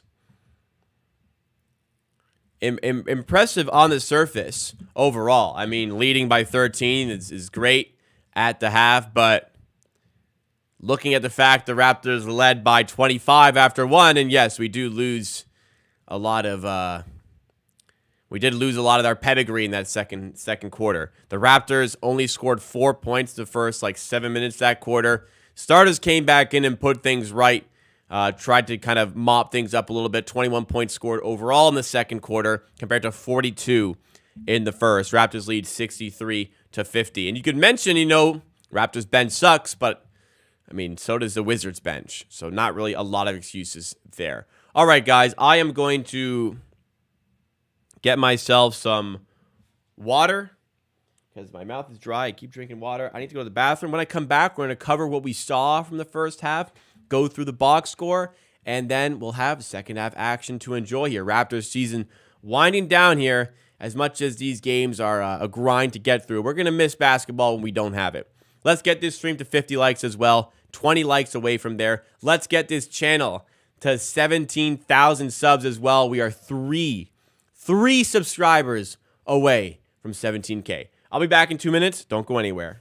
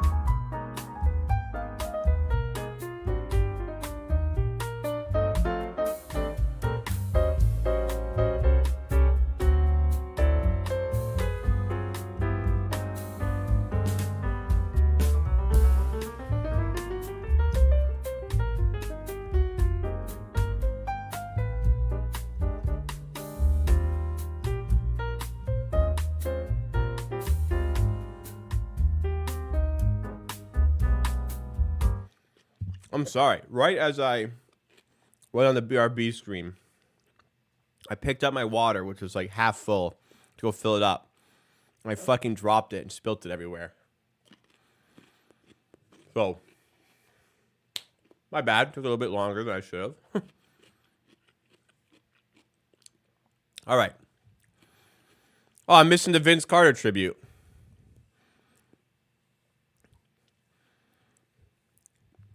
Well, let's see a little bit of this Vince Carter thing for a bit first.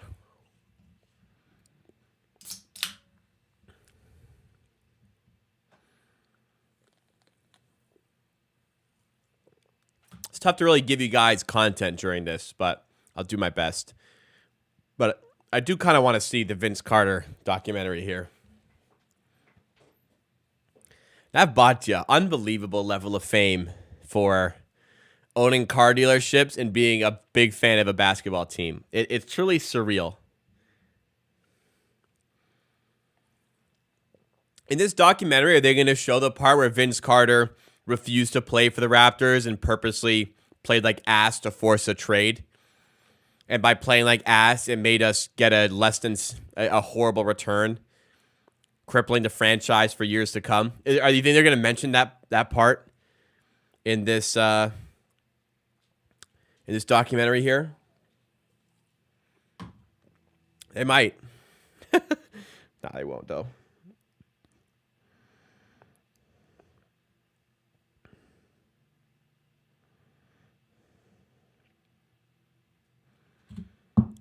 It is crazy the grasp that Vince Carter had on the basketball world, even though he was playing in Toronto. This must have been a surreal time to be a Raptors fan, because like all you would have ever known in Toronto at this point is crap, no fun, no fans, but they man, he put Toronto on the map, so to speak, in a way.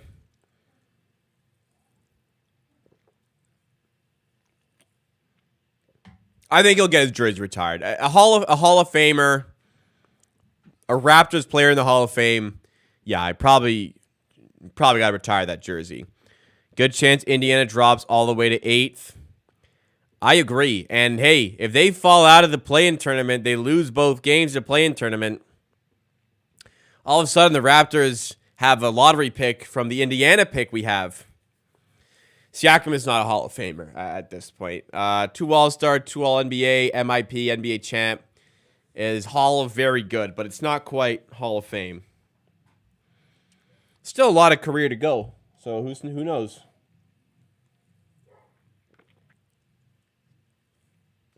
I really want to see the Pacers play the Bucks in the playoffs. Then again, I'd really love to see the Sixers play the Bucks in the playoffs. I think that'd be cool too.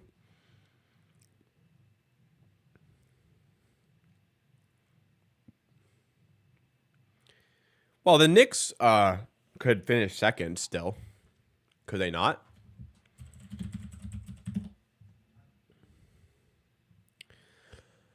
The Knicks are 2 games back of the 2 seed. The Cavs fell off, man. They're in 5th. Well, I guess they're also 2 games back of the 5th seed.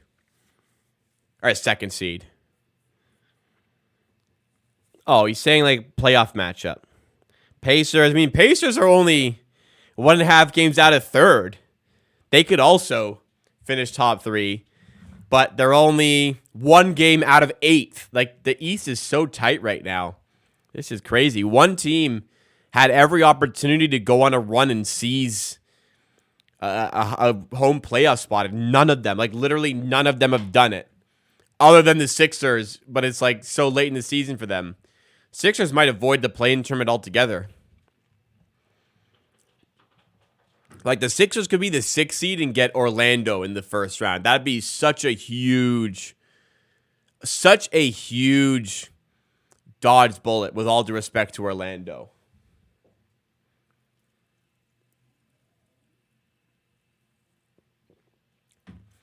Was Vince Carter going to his college graduation as big of a deal as people make it out to be today? Why is it such a big deal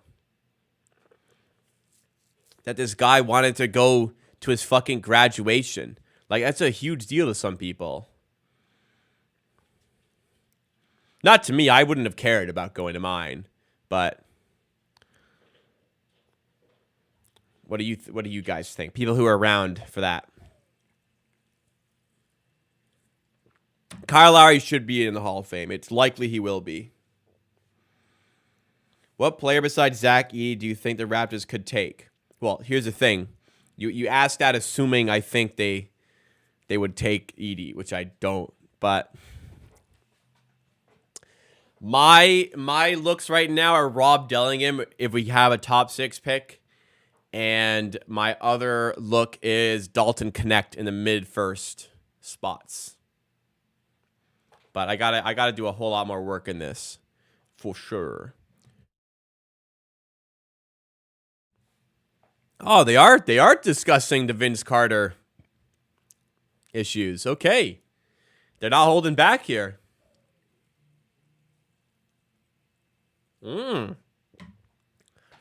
They are showing a little bit. They didn't show Vince Carter almost purposely playing like shit. Okay. Not as harsh on Vince as they could have done, of course, but tell you what he didn't do. He didn't get to a finals in New Jersey.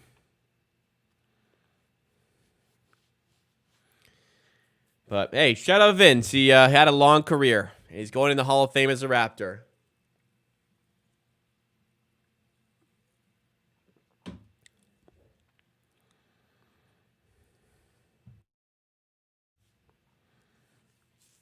There'll be no other guy like Vince. He's arguably the greatest dunker the game has ever seen. Yeah. And was also a 6-time All-Star in Toronto. 2-time All-NBA, I believe, in Toronto. A standing ovation in Toronto when he started crying. I guess that's a pretty special moment. Breakups are hard, as they say.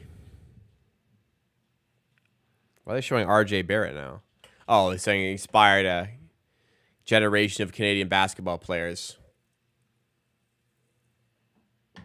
It'll be really awesome to see where Canadian basketball continues to go, because the game is just continuing to grow. And, think about it 20 years ago. It was like non-existent.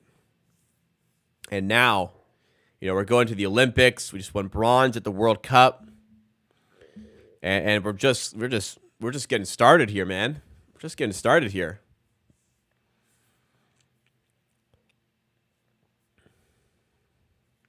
All right, documentary's winding down a little bit here.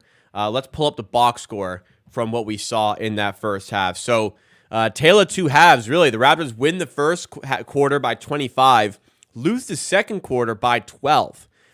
Kispert's balling, 4 or 5 from 3, 16 points. Avdia's balling, 17 points. Poole, he's diamond, 8 assists here for Jordan Poole in the first half. Nothing really from the Wizards bench. 3 points for Baldwin, 2 points for Butler, though Baldwin has 2 blocks. It's just been part of the bench minutes that have done well, because the Raptors bench was so sloppy. McDaniels was horrible yet again. Bruce Brown was horrible yet again. Javon Freeman-Liberty, not great. Grady Dick doing okay, but it's the Raptors starters piling things on, with Olynyk on 10 points, Trent on 12, 5 of 6 shooting, Barrett on 11, Quickly 12 points, 7 assists, 5 rebounds, on pace for a triple-double, and Abaji 8 points, had a very good half of defense overall, but it's been pretty ugly. Raptors had like 4 points in 7 minutes there. They have brought their field goal percentage back up to 49. At a certain point, it was at 42.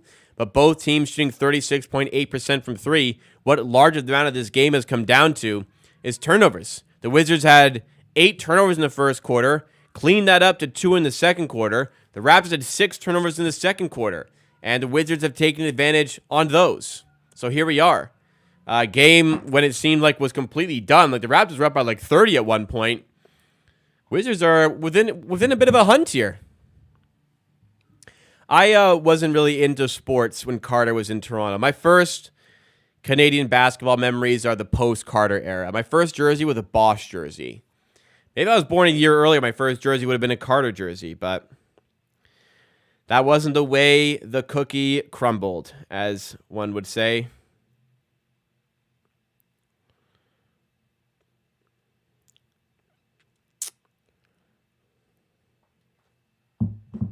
Yeah, I saw Marc Gasol jersey got retired. That's great. That's awesome for Mark. It was cool to see him reunite with Nurse and Lowry as well at the ceremony. That was cool to see. A lot of Carter jerseys in the crowd. That's also cool to see. I'd be rocking mine if I was there. Is Vince Carter there? I guess not. They would have shown him, but that'd be cool. Anyway, second half has begun here. First play of the half. The Wizards knocked down a three. Is that Corey Kispert again? Maybe. Yeah, at this point, Vince Carter should get his jersey retired by Toronto. Lowry and Vince. I'd like them to be the same time. I want Lowry to be first. Olynyk under the rim. Scoops it up. Puts it in. 12-point game. In the corner to Kispert. I got to tell you guys, not the person you want to leave open. Avdia gets the offensive rebound, like, uncontested. And I got to tell you, you don't want to leave anybody open under the rim on an offensive rebound. Would I trade McDaniels for Kispert? Yes. But I don't think any team wants McDaniels.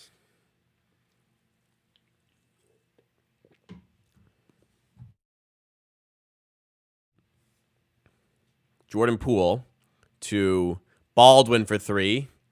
Don't believe he started the game, but he has started the second half here. Quickly, looking to get the Raptors more settled into this quarter than they did the third. Olynyk flips to Barrett. Barrett to the rim. Layup. No good, but a foul called, and he's heading to the line. Dennis Schroeder, Nets playing fairly well. Is he playing well today? I benched him on my fantasy team. Oh, it hadn't started yet. He has been doing pretty well. He was doing fine for the Raptors. People gave him too much shit. A lot of it was on Darko for his overuse of him, but I thought Schroeder was fine with the Raptors. There wasn't really any. The only bad part of Schroeder's game was just his shot selection was pretty atrocious at times. But Dimer got tons and tons of assists with the Raptors. Good scorer, was efficient, an efficient scorer as well. There wasn't really anything to dislike other than the shot selection. Which even then he was efficient. It was just in the high pressure situations when you want Barnes and Siakam getting the ball. Darko had Schroeder on the ball too much. 68-57. Quickly. Drops back for three and connects. Ooh. Using that quickness there to take a step back and using that three-ball ability to knock it down from deep. How badly do you think Doc's been getting roasted since we beat the Bucks? Listen, I mean, he owns up to it. He knows it's on him. 3 losses in a row to the Wizards, the Grizzlies, and us. That's crazy. Gary Trent, step back 2, off the mark. And it's a 12-point game still. Since we have nothing to lose, I'd like to see us force RG into some 4 and 1 lineups to gauge his decision-making. They have done that here and there. Personally, I'm good to just avoid 4+1 lineups as a whole.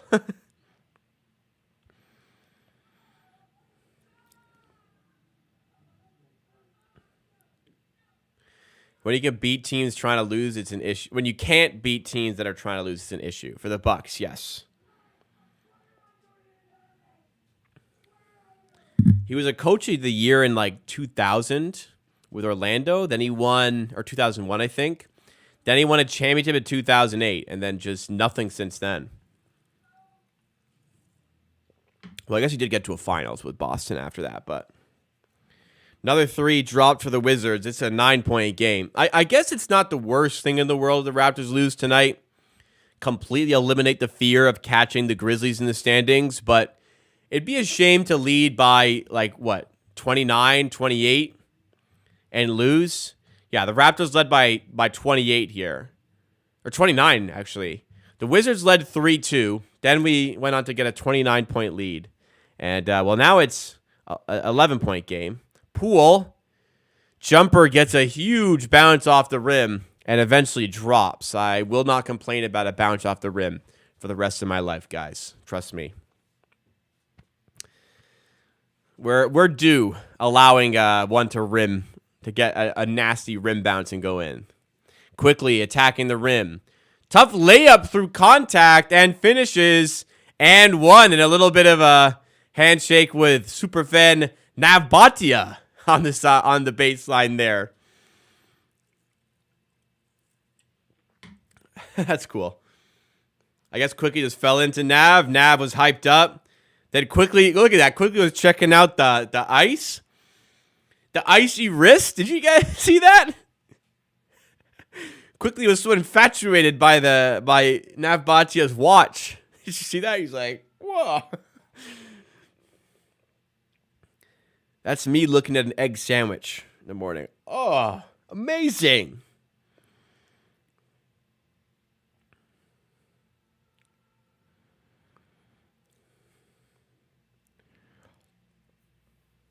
Avdia to Baldwin for three. No good. Why does he keep shooting, bro? Barrett, but a foul called. Forget that we got to have some dignity as a franchise. We ain't building no Kawhi Leonard statue or jersey retirement for him either. I hope not, man. Gotta want to be here. I agree. No jersey retirement for Kawhi. I think Vince has done enough to say you got to retire his jersey. But for Kawhi, no. Grizzlies. Gary Trent step back two and gets 4 or 5 bounces off the rim before eventually falling. Nice soft touch on that one. I can see the Raptors re-signing Trent for sure. Abdi at the rim gets the and one. Cuts into that 14-point lead. The Raptors have kept them mostly at bay. It got to a little hazy. It was 44-38, then it was 46-40. But they've kept them mostly at bay. I do fear when the Raptors bench does have to start trickling into the game, though.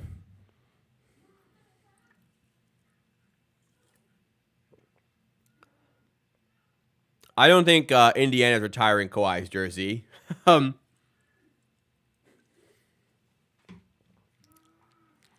Spurs, maybe.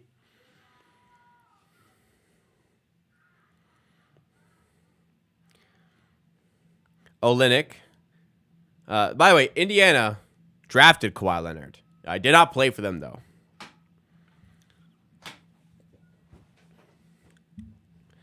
Do you think anybody retires KD's jersey?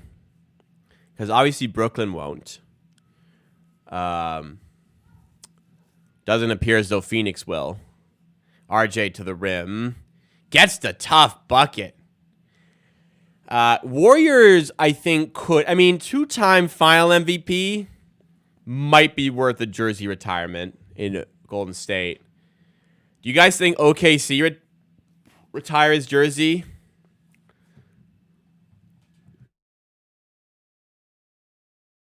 Like, it's one thing to do what Vince did when he left Toronto, but KD lost in a conference semifinals to Golden State with OKC while blowing a 3-1 series lead, while not playing particularly well in those series clinching games, and left to join Golden State right after blowing a 3-1 series lead to them. That is foul. That's completely foul.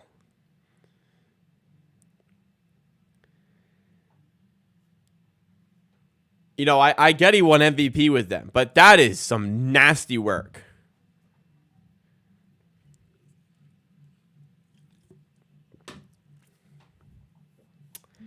Do you think he has a higher chance of getting retired in Golden State or OKC? I feel like he'll eventually get retired both spots, but like that's some nasty work when he left OKC. Honestly, he gets a lot of shit, and rightfully so. When I say that's what happened, he blew a 3-1 series lead while not playing very well to Golden State and then joined Golden State. Do you know how ridiculous that is? Rockets retiring Harden's jersey? Probably.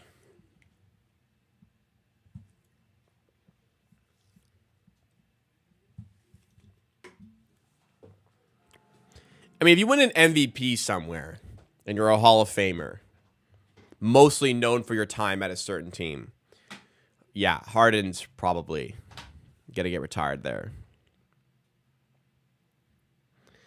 Thunder fans don't even care anymore, though. I mean, like, they moved on. So, like, they've moved on, which is great, but that would mean, like, even less they'd care about retiring his jersey.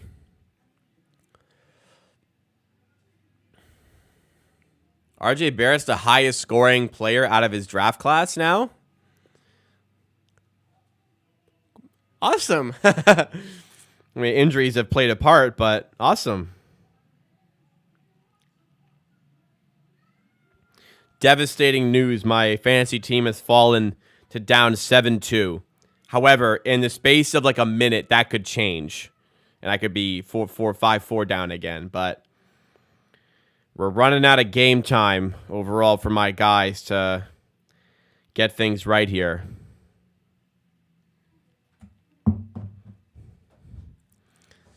Now, Curry, they should like already retire Curry's number.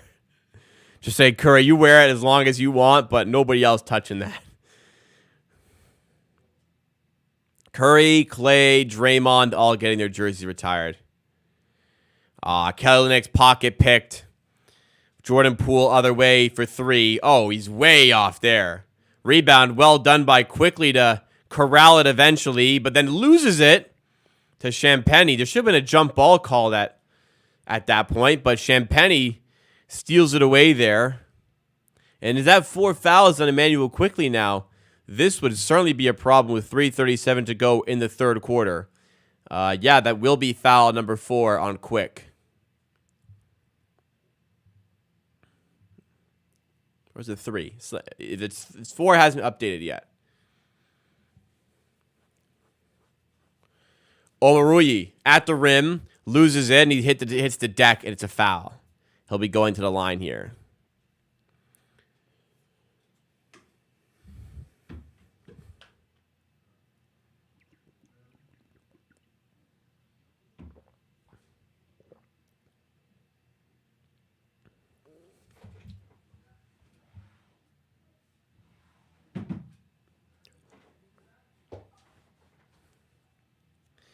Omarui gets the first free throw to drop.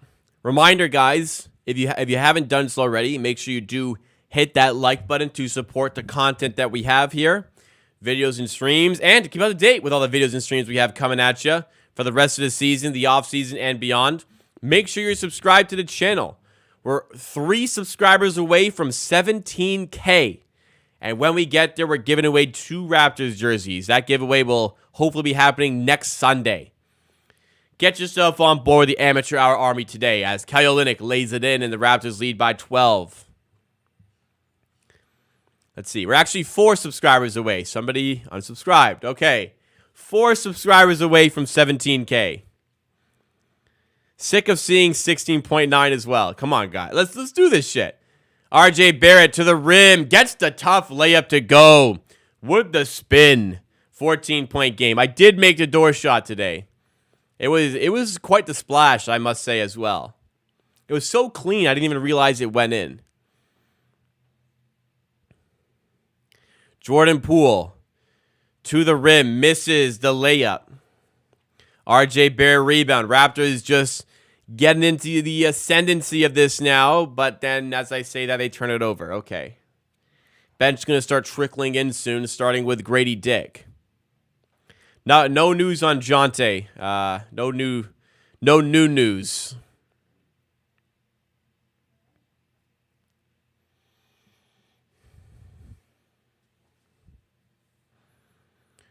Jordan Poole. Looking at the Wizards back into this. Raptors doing well to keep them at bay, but who knows how long they can last when the bench comes in. Got to take advantage while the starters remain on. Omarui in the corner to Avdia for 3. Off the mark. Gary Trent with the rebound. Moving the other way. At the rim, misses in close. Rebound to Avdia, and Trent's upset with himself for missing that one. Avdia, handoff to Omarui. Olynyk was there on defense, but it's a foul and one. Omarui will get to the line with 4:20 to go in the third, a chance to make this an 11-point game.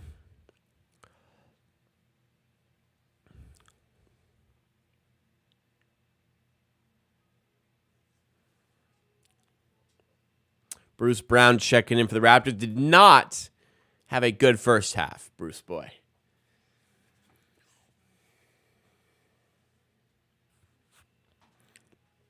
Omarui makes the free throw.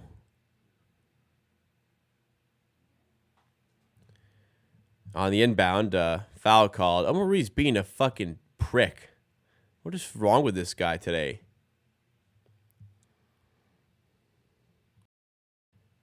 He's being, I don't know what's going on. He's being a dickhead for no reason.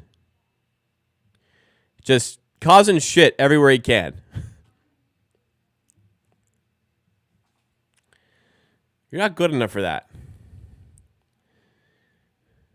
RJ Barrett to the rim. Picks up the foul, or draws the foul, and he's going to head to the line. He'll head to the line here. Hopefully, Chris, we address the need for a backup point guard at the upcoming NBA draft. That's what I want.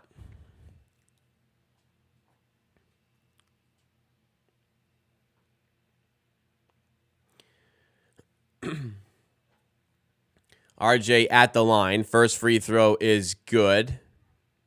Second free throw on the way.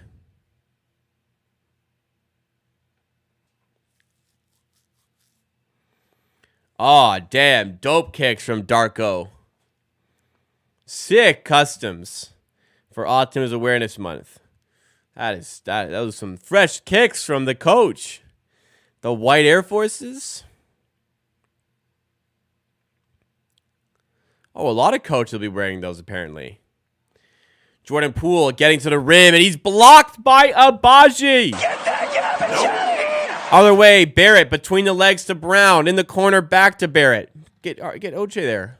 Nope. RJ holding on to it. Wants the matchup here. Underhand pass to Olynyk for three. Off the mark. Brown called for the loose ball foul, and that was obvious, Bruce. A backup one and a starting quality big if Pirtle is constantly hurt. Well, I think Kelly Olynyk is a fine backup. You need a third, though. You need a third big who can protect the rim.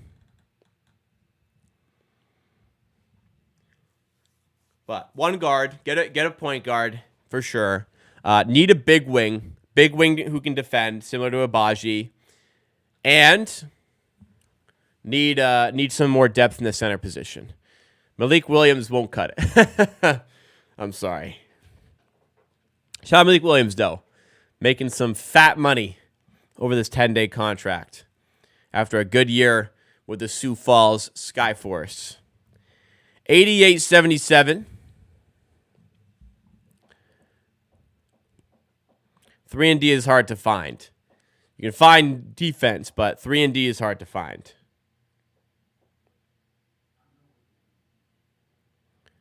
RJ in the paint. Defense collapses, and he throws it away under pressure. Yikes. I didn't watch the Jays game today. I was a bit busy today. I'm not a guy that's in tune every single Jays game. I follow every single game, but I'm not like watching every single one. I toss on quite a bit of them, but again, not an everyday sort of thing. A lot of games. I will be going on Friday, though. RJ to the rim, gets the touch, gets the bounce, lays it in, 90-77. Raptors done well to keep this lead in the third, but going heavy minutes with the starters here. Garrett Temple and Freeman Liberty were about to check in, but apparently not anymore as they're going back to their seats. Darko wanted to leave them while they're hot. Bruce Brown. As Kelly Olynyk's fouled, jostling for position, and a timeout called. That bring us to a timeout and bring us to a commercial, which gives us a great opportunity to shout out Jay Honda for sending in 5 gifted memberships into the Amateur Hour community. Thank you so much, Jay Honda, for sending that in. Congratulations to the 5 recipients of the gifted membership. Gifted memberships give you priority access, priority reply to comments on videos, which I'm very much in tune with at the moment. It gives you access to a highlighted name in chat, the emote beside your name, the emotes as well to comment in the chat and comment on videos. Tons of great perks when you become a member, but most importantly, it does provide an extra bit of support to myself and enables, it facilitates the content creation process, honestly. So thank you again, Jay Conda. Has sent in countless memberships over the years. Really appreciate that. When do the individual draft prospect vids start? Pulling up my calendar. Believe Wednesday. Should be Wednesday. Zach Edey will be first. There won't be one for a little bit after that, but Wednesday will be the first. Won't be one in the week that follows, but a Zach Edey one Wednesday is the goal. Trying to capitalize on the overall excitement from the NCAA championship game, especially if Edey were to be MVP and win. I gotta watch Shogun. This looks really good. I will get to it.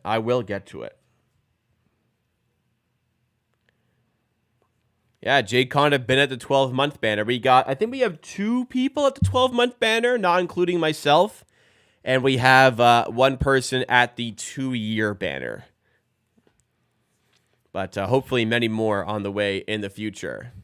I do have a 3-year banner active. Nobody has it, but there is a 3-year banner active.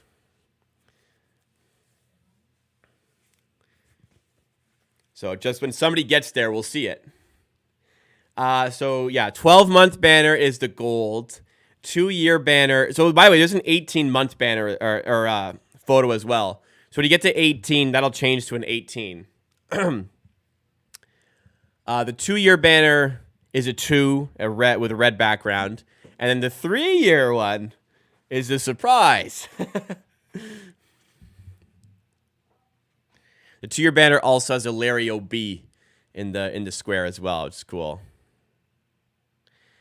Yeah, I wish we could have kept like the membership statuses and stuff from Twitch, because a lot of the people, were like prime subs on Twitch.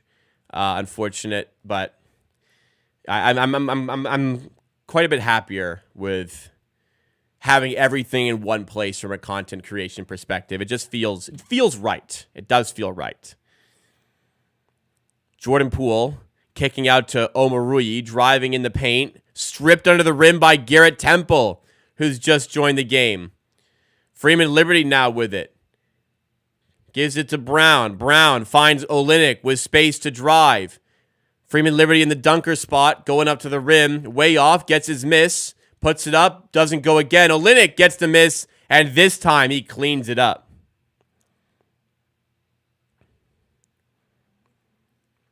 If you start to stream, if you're only streaming, then Twitch is the better one.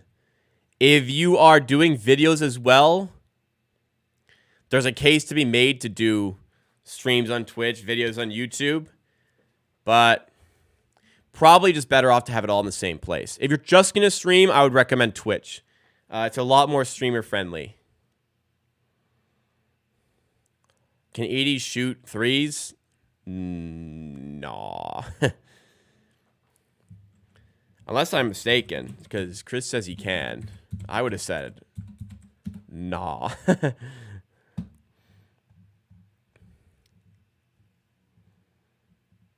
Another pizza party coming. Goodness grief. Do you think they'd do another one? Zach Edey looks as though he is 1 of 2 on threes this season, which means he does not shoot threes. Correct. He took 0 3-pointers in his first 3 seasons. This year, he's made 1 of 2. Maybe they're just heaves or whatever, but he cannot shoot threes. 50% on 2 attempts. That's not indicative of a guy who can shoot threes. Does YouTube take more of a percentage of memberships or straight up donations?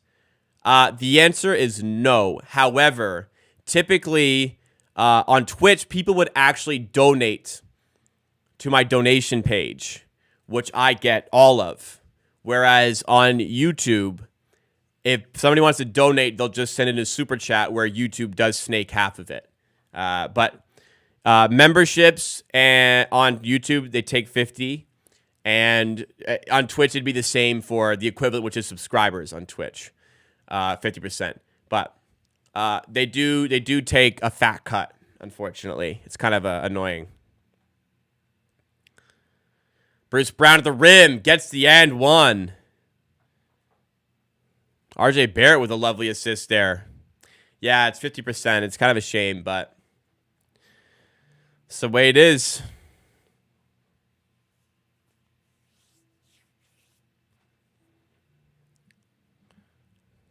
What happened to Tanky? I mean, I guess they feel, we're probably comfy enough behind the Grizzlies. You should keep your own donation box for YouTube. I have it. It's in the description. But people don't use it because it's just easier to super chat. Look, I don't want to be greedy. Like, the super chats are very much appreciated. But yeah, it would be more beneficial from my perspective if people went through the donation tab, which also does show up on stream. In fact, it still shows up on stream. And you can do a text-to-speech with the donation button. Or the donation link. RJ at the buzzer for 3, off the mark, and there we go. Zach Edey does not shoot threes, by the way. He's taken 2. He made 1. He's taken 2 in his entire college career. He fluked 1 in. That's what it was. All right. I got to go to the bathroom quickly. When I come back, it's fourth quarter action here. Raptors up 12, looking to close this one out and win back-to-back games. Don't go anywhere.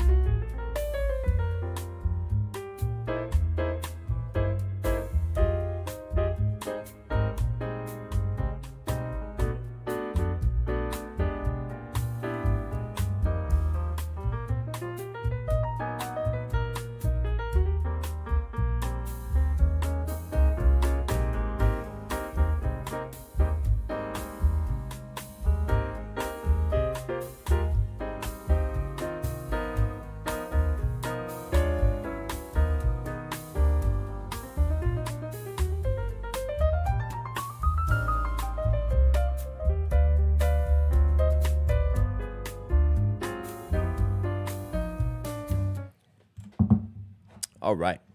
Fourth quarter. About to get underway here. What is this? Dante Exum hit a buzzer beater 3. Got to OT, and Mavs winning OT. What a shot. All right, let's take a look at the box score real quick here. We got Kelly Olynyk, 20 points on 8 of 10 shooting. Wonderful. Gary Trent, 14 points on 6 of 10 shooting. RJ Barrett, 22 points.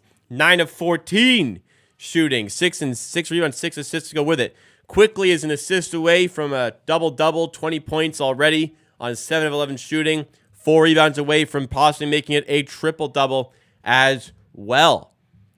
Raptors. They got themselves back into the groove here. 54% shooting from the field, 36% shooting from three. Just a little bit too many turnovers for the Raptors. Other than that, they are in control of this game. At the rim, Garrett Temple with the finish there.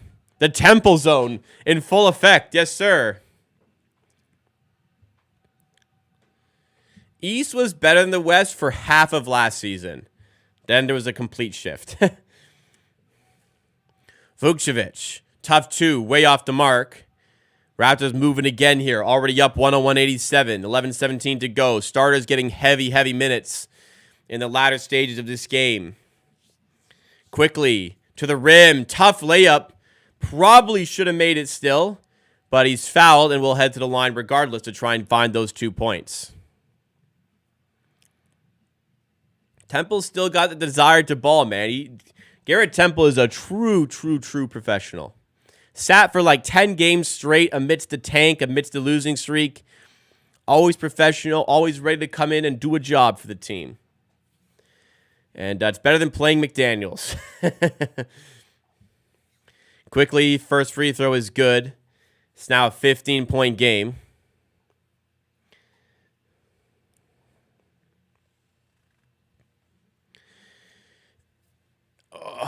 Yeah, the Lakers' record is kind of unfortunate. They are 45-33, which would be the 6th seed in the East, but they'd be like right near the 3rd seed in the East. But they are the 9th seed in the West.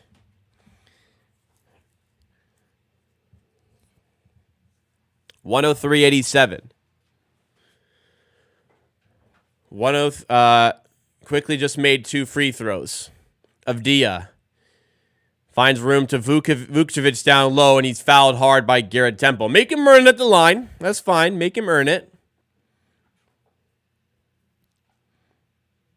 The Wild West. Mavs have really caught fire near the end of the season, and it's looking like we're going to get another Clippers-Mavericks series. That's going to be fun. Pelicans fell off, man. They were my sleeper team to be like a 4 or 5 seed, beat the Clippers, but they fell off hard. Injuries have not been kind to them at all.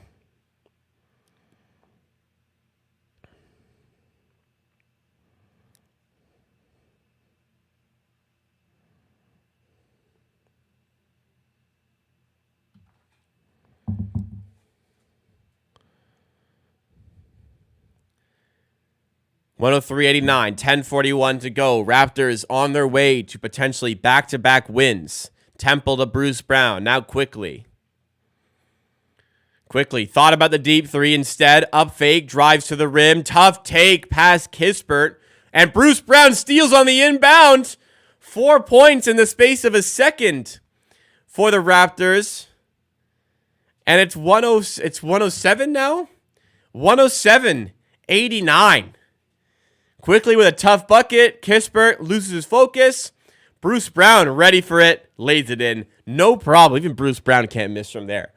18-point game. We had a bit of a scare in the second, but looks like the Raptors have gotten control of this one once again and are going to go through and find a dub. But, hey, still some time to go here. Gotta get the job done. Reminder, everybody, if you haven't already done so, please ensure you do hit that like button. It does make a difference to the content, helps get on some more YouTube recommended pages. And right now, it would be great to find some new viewers. We're 2 likes away from 50, by the way, on the stream. But we are 3 subscribers away from 17,000. 17,000 subs. And when we get to 17K, we're giving away 2 Raptors jerseys. So not only do you sub for the giveaway, you sub because on this channel, you get great Raptors videos, great Raptors streams all throughout the regular season, all throughout the playoffs, all throughout the offseason, everything. All year round, Amateur Hour is coming through with the content. And, hey, I planted the seed earlier. I am going to work on getting some merch out at some point over the course of the next few months. Started looking into the ways to make it happen, but I really want to take it seriously and get some merch into the community very, very soon. So more info to follow. Could be months down the line, but I've taken the first steps, we'll say.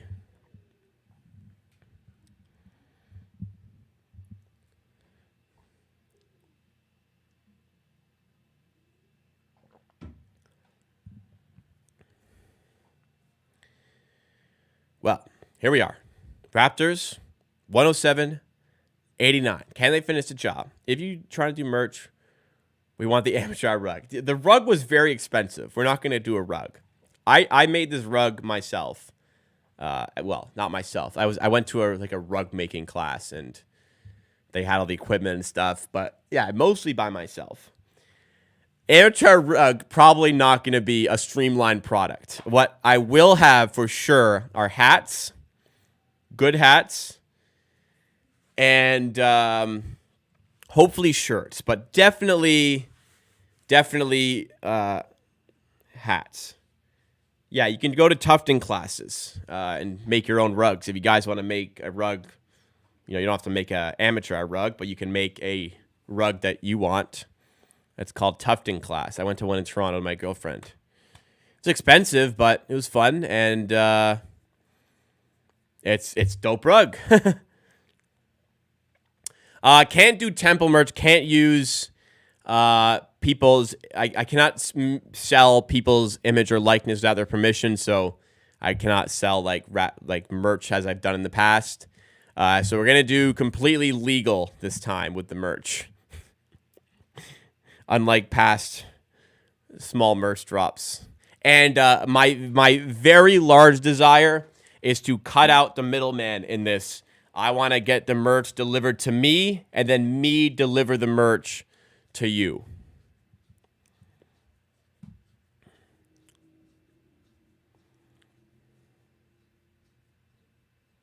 But I need to figure out how to make all that happen.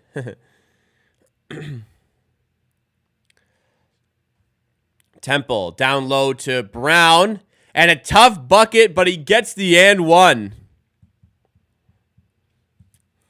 And my merch, I want it to be high quality. I want to get some good quality hats and shirts, like good reputable brands where I can. I don't know if I'll personally deliver it to your house.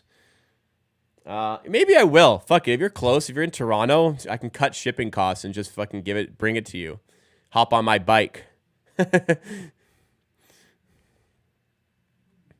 actually be a good way to cut shipping costs. I could do that.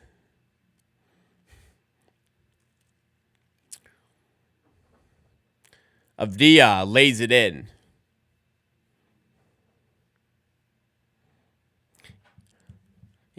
I don't know how much I'd sell if I came out with merch either, but I'm going to try and do something. So you got your artist friend. That's my girlfriend, actually. The KFC logo. Yeah, that one's cool. I got banned off of Teespring for that one, but it's right here.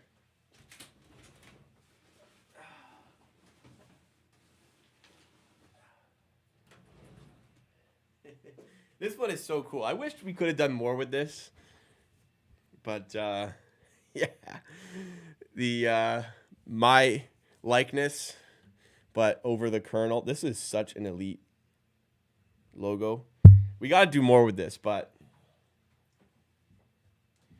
unfortunately, we're profiting off of the KFC likeness there, so. We also had a Burger King version, but again, I got banned off of Teespring.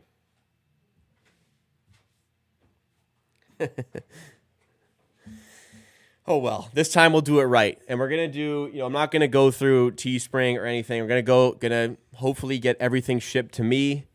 Hopefully get a good discount for going wholesale. Got to gauge interest. The more interest, the cheaper the items can become, because the more I can order, the more discount I get. But yeah, gonna put in some work. We're gonna get a logo on the front, logo on the front, some sort of logo on the side. And they're probably going to be 47 franchise hats. That's going to happen. Shirts, I'm going to do my best. Pan Harvey's Burgers. Super slept on. By the way, today's the last day. Harvey's is a coupon. You can get one of their burgers for $1.65 to celebrate their 65 years in business or something. So I'd do that. Harvey's super slept on. Good burger. 8:04 to go here. 115.98. Quickly, Sizing up Champagny. Nice feed to Trent. Almost like didn't even pick up his dribble. Just straight into the pass there. That was a nice little disguised pass to Trent. And the lead is back up to 19. Grady is top 10 in the NBA for corner three. Grady's top 4 in the NBA for left corner three. I would imagine he's somewhere near the top for corner threes in general, though. I don't know about hoodies because that is a very large initial investment for hoodies, and it'd be really hard to keep costs down, and that just takes up a lot of space. I might try to just make sure everything goes smoothly with shirts and hats and then like an initial merch drop. And then down the line, of course, would love to bring in hoodies.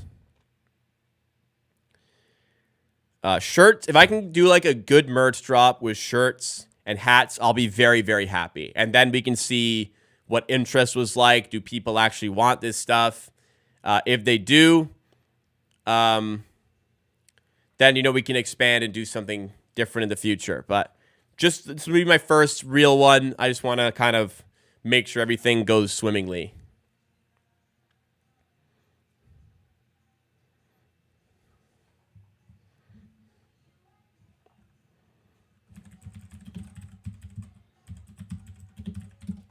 Quickly to Trent for 3. This one is off the mark.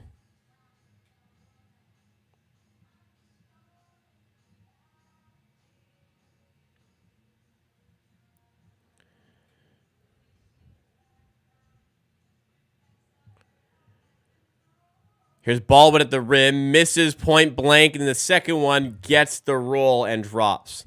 So we're on track for a 30-point fourth quarter. Wow. Shout out to Mar.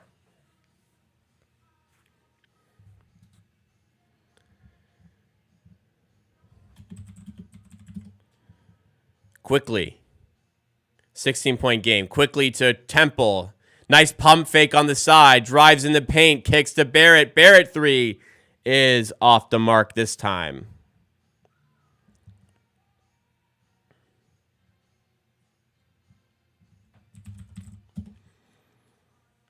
Avdia has a lane, and he's fouled going up. 6:23 to go.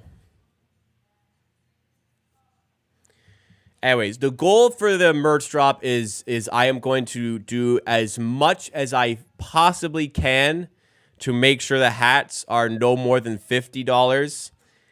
Like, you have to understand, I can't order hundreds of units here and get these big discounts. I could probably only get 50, and even then it would terrify me. So I'm going to do my best to make sure we're getting high quality materials for these products we're selling and keeping it as low as possible. I'm not bothered about profiting on this stuff. I can't get a loss, but I'm really not that bothered about profit. I just want to get the merch out there to the people that want it. Hopefully we're able to do so.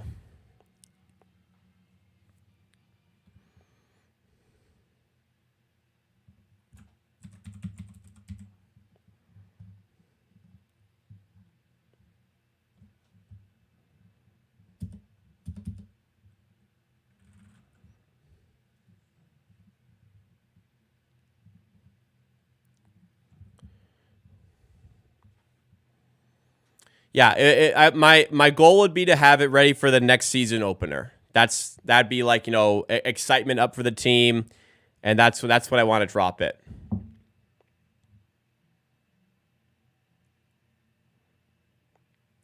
So we'll see, but keep an eye out for that going forward. I have good news, guys. I know the game is kind of getting close, 7-point game. My fantasy team has briefly taken a lead in the championship round. 5-4 lead on the final day of the championship. I've been down all week. I've just taken a very slight lead. It's tight, though. We'll see. Anyways, hats, the goal, a black one and a white one. Hopefully 50 each. However, what also could happen is if I get 2 different designs, then I don't get the same discount. If I got 100 of the black hats, then I could get a bigger discount for getting more of them. If I do 50 and 50, then it might be bit more expensive. Anyways, I'll sort out all these things. I promise you, my goal is as cost effective as I can be while maintaining good quality products. Like quality, I care about quality clothing, so I want like a good clothing brand. I'm going to go with like a good hat brand, either New Era or 47 franchise. We're going to make sure that we're taking care of people right. Yeah, there'll be some polls, some feelers out there, but I'm like, for shirts and stuff, I'm very open about like stuff right now. I don't really know what I want to do yet. For hats, I have a very like concrete idea of what I want to make happen. I have a vision. I want to make a reality. New Era, I just need to have the type I like, but I'm leaning towards 47 franchise right now. That's what this hat is, this side. This is my favorite hat brand.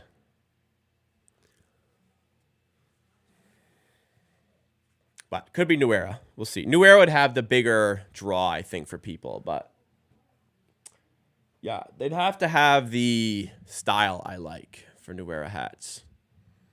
So we'll see. Anyway, we'll see. This is just very preliminary. Again, there may not be anything regarding this for like months. But I'm just letting y'all know that this is something I'd like to do this year. Well, we're just going to do T-shirts when we can. I know, seasonal stuff, but I just want to get the right stuff out. I just want to get the right stuff out whenever I can and just be happy about what I'm coming out with. You know what I mean?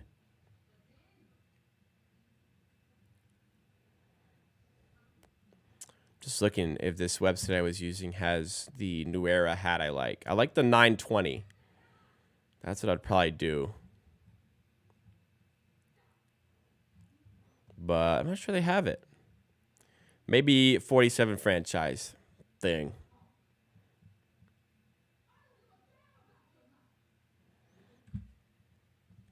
We'll see. I'll explore the options. Anyways. Well, yeah. I guess from preliminary, what do you guys think? If there was hats, there were shirts. Be honest. Would you want one? Let me know if you like. If you don't want one, like, don't say you want one if you don't, because like, it's good to have information up front as well. If I'm sinking in the money to make it to have everything to sell eventually. Anyways. Would you be interested in hats? What's like a price you'd feel comfortable with for hats in Canadian dollars? Would you be interested in shirts? If you know it's a high quality shirt, what would be a price you're interested in for the shirt? All this. What would be the interest level? I also need to figure out, I do stickers as well for sure, actually. I don't think I'd do patches, but I do stickers. It's okay if you don't want to buy it. Listen, I want to do this. I've been wanting to do it for a while. Stickers I can do as well. Probably do a ton of stickers and just throw some in any order. If it's a good hat, 50 each. Okay. That's what I'm trying to do. That's what I'd like to have happen.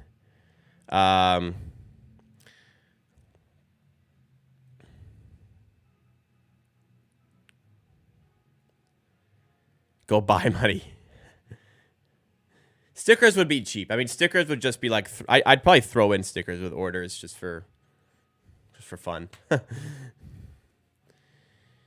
35 for that? Okay, fair enough. So 35, 50-ish. Probably will not be able to get it into the 35 range.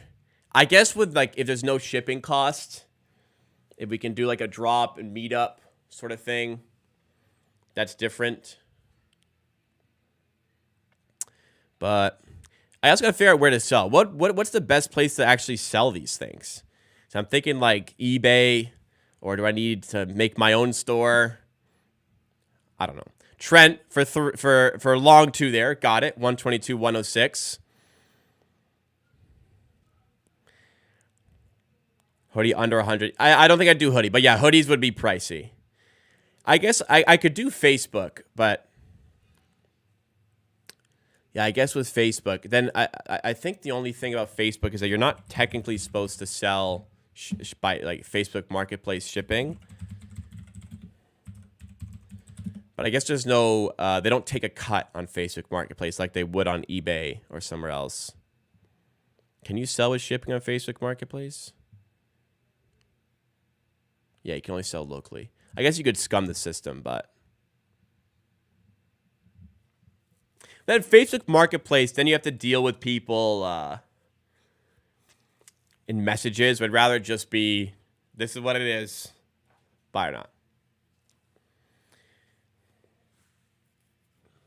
Really good hat coming in, getting custom at 35. That's what I'm thinking. So, listen, I want these as cheap as possible. Again, I do not care about the profits really. Like I just want like a little bit on top of what I paid for them, so that I'm not losing money. It's more worthwhile. It's my time. But like I'm absolutely not doing merch for the financial gain associated with it. But I'm not losing money while doing it either. Yeah, Kijiji's the same though. Kijiji's the same as Facebook Marketplace. I'll look around. But I like the feedback. It's good to get this. It's a scary endeavor, sinking money in initially on this. All right, back to the game here. 4:48 to go. It's been pretty wrapped up for a while, it seems, with the Raptors up 16, under 5 to go. A thorough performance. Well, mostly thorough. Not so much the second quarter.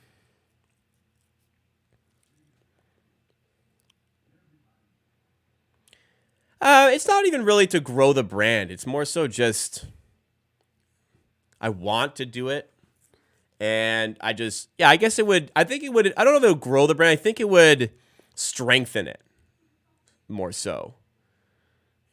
So like people can represent the brand who are big supporters. But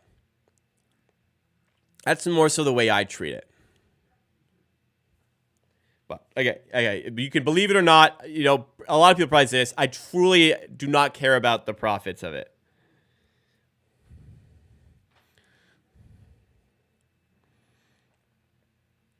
Quickly to Olynyk for 3 off the mark. 122, 107, 425 to go. Wonder if this gets to garbage time. I guess you can't really have garbage time when nobody's available on a day-to-day basis. Yeah, you can do Gildan bulk shirts. I might do, I have 3 ideas for shirts. One of them might be a Gildan one because it's a more complicated print, but I'd rather get more higher quality ones. So I'm not sure there. Are there IPAs at beer stores? I don't know. I want to try one. I am an IPA enjoyer. Beer stores do sell IPAs. What is a good one to try? Go for one that's like a hazy IPA, a juicy IPA. Those are the ones I'd go for. Octopus, Great Lakes Brewery, Octopus Wants to Fight is a really good entry point for me. Man, if you don't like me, Seth, you don't have to watch. Full stop. There's X top right corner of your screen, boss. Or top left if you're on Apple.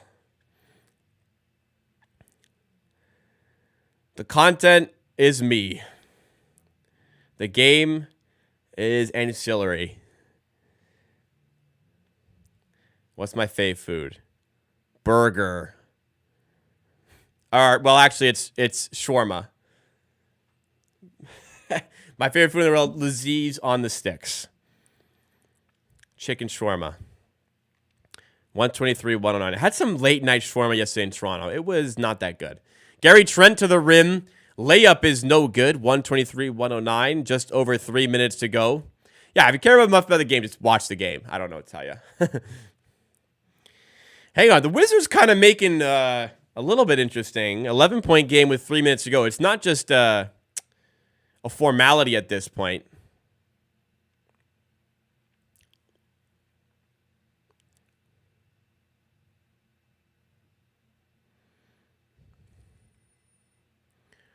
Quickly was Avdia defending. Quickly layup. Draws the foul. Didn't look like a foul, but quickly going to head to the line here for what could be a couple of important points for the Raptors. Yeah, Wizards don't give up. I guess if they gave up in games like this, they would have given up on the season a while ago. I mean, they kind of already have. When's the next cooking show? It'll be off-season. I don't know when. I need to buy a microphone before the next one because I'm not doing it with that microphone standing up in a Spider-Man cup like I did last time. Going to get a actual lapel mic for the next one. But it won't be in the next week. When the season's done, let's try and plan these out. Maybe like one a month for the off season would be a fun way to try some new recipes. I want to do an actual serious one next time though. Although an interesting one is the beef Wellington stream. That would be something. 13-point game. No good there. Have I tried north of Brooklyn pizza? I have not. What I have tried is Prince Street pizza. No, I haven't tried north of Brooklyn. But I do want to try it now. Oh, it's in Liberty Village? No, it's in Trinity Bellwood's area. And also one... I'd be interested in trying it. What am I doing during the off season? The same. We're going to be doing streams. Haven't said anything, but I will probably operate on a Tuesday and Thursday stream schedule. Tuesday and Thursday evenings around 7:30. We'll do just NBA coverage. Last season, we did an hour of NBA coverage. Our last game is on Sunday, next Sunday. I'll probably take a week off streaming. And then I actually might do the play-in games. I take that back. But I want to do Tuesday, Thursday, hour of NBA news coverage, whatever. I do have the necessary equipment to do video game streams. I'm not sure I would do that, but again, on YouTube, I used to do on Twitch. I'm not sure I would do that, but I've thought about it. But definitely Tuesday, Thursday, at least an hour of NBA news coverage, analysis, just hanging out with you guys throughout the summer. Videos are, I honestly do more videos in the summer. I do tons and tons of videos leading up to the NBA draft. I do tons of coverage for the free agent season. So there's going to be, like, if you've enjoyed the content through the season, maybe you're newer to the channel, there's going to be a lot of Raptors content all throughout the summer as well. Yeah, I'll do Summer Olympics Canada coverage for sure. I'm going to be watching all their games, so I'll do that. Honestly, a stream would make sense as well if the games are at a time I'm not working, which, given that the games are in France, I probably won't be able to stream that. But yeah, we'll do something. 125, 114, 151 to go. Yeah, I've thought about a meetup being like we rent out a court and play somewhere, but let's tackle merch first and then do that. Although if I had merch, then I could sell it at like a event like that, which would be good. Anyways, 124, 125, 114. 125, 160, 126 to go. It looks like it's too little too late here, but Wizards staying in this one a little bit. Yeah, I know the lottery is on Mother's Day, which sucks. I'm sure my mom would understand, if she wants to do a lunch or something, and I'll tell her, like, listen, lottery's like one of the biggest days of the year.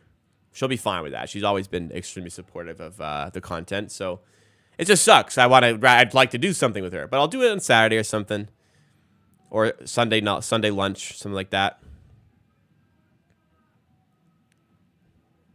And what I should make on a stream is, like, what are my favorite recipes to make? I guess my favorite recipe is a chicken sandwich, but I already showed you guys how I make fried chicken. And we did the Cheetah stream. Maybe beef Wellington one day.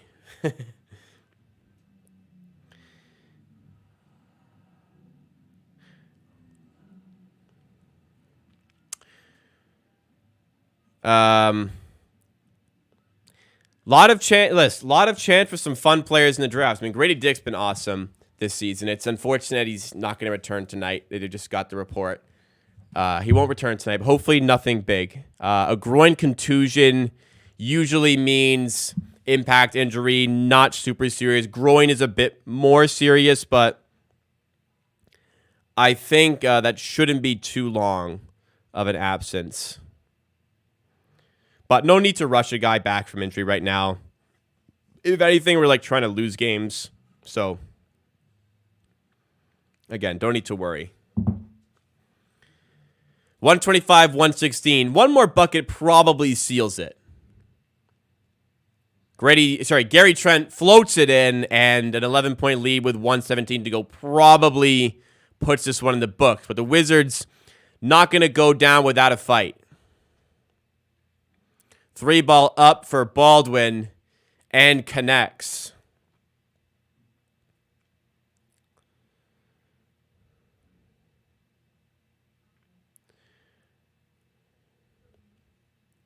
$127, 119. 8-point game. It's not done here. Quickly for 3. No good. It's 8-point game. They get a 3 here. We got a game. Poole. Floater off the mark. That might do it, especially if they don't foul. Raptors going to run some clock here, or they're not. Barrett's going to go for a tough layup. Okay, I guess we're up, but Avdia open 3. It's a 5-point game now, and now they should foul. RJ with a youthful moment there.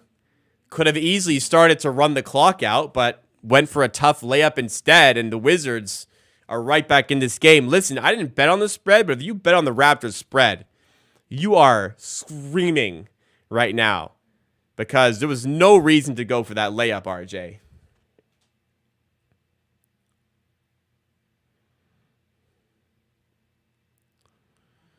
First free throw is good there for Quickly.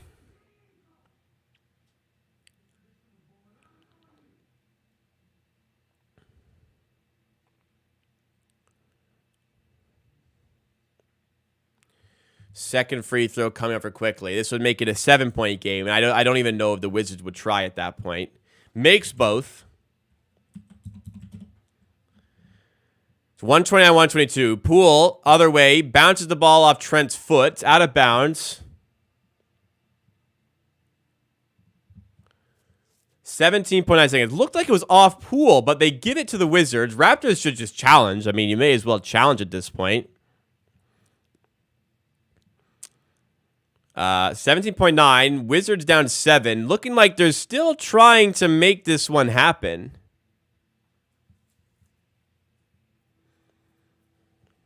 So they're going to get a review here. Looked like, from my vantage point, which is very far away, that it was off of Poole, but I don't know.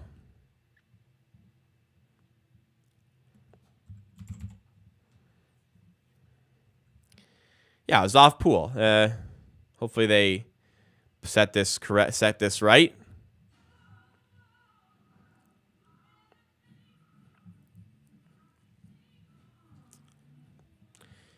Okay, hopefully we sort this out.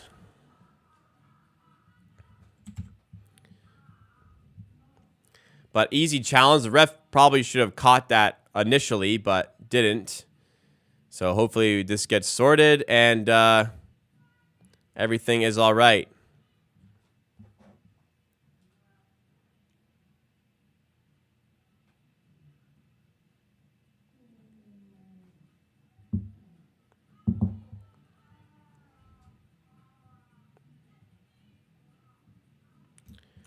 Calls a return. Nice and easy there. It's out of bounds off the Wizards. That will do it for the game here. That'll do it.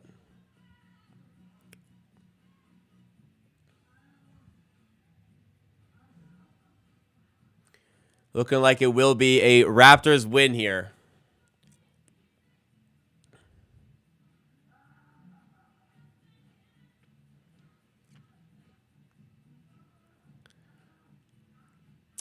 129, 122, 18 seconds. If the Wizards foul here, they're bitches. Let this game end. Go for the steal, sure, but they better not foul here. They foul right away. Come on, man. It gets done. It's 7 points. It's 18 seconds. Come on, man.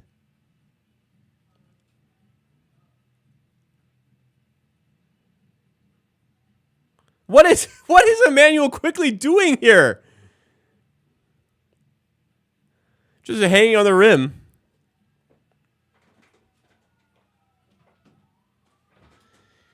Do we get another pizza party? I hope not.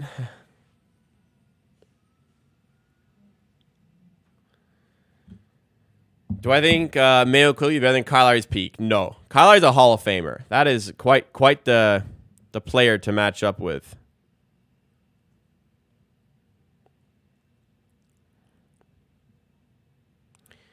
Another really good night from Emmanuel quickly, though. Sorry, I'm just checking my fantasy team. It is a tight battle for the championship. He misses both, Abaji. So, okay, actually, we have a game here.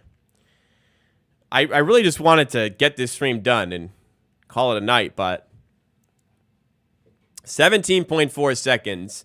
Wizards will have the ball back down 7. So we got something brewing here. This is a good time to remind everybody that we are on the cusp of 17,000 subscribers. If you're new to the channel, you want to get more Raptors content and streams and videos, you got to be subscribed. We're 3 subscribers away from 17K. And if you are subscribed already and you're enjoying the content, smash the like button. Keep driving us up in that YouTube algorithm here. Stick around after the game as well for a 10-minute post-game show where we recap everything we saw from the game, go through the box scores, etc.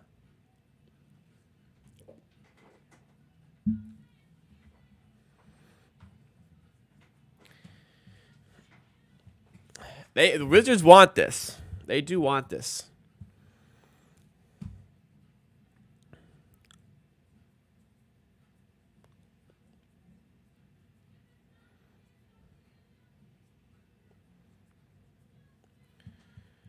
Oh, this is the second last home game this season. I kind of forgot about that.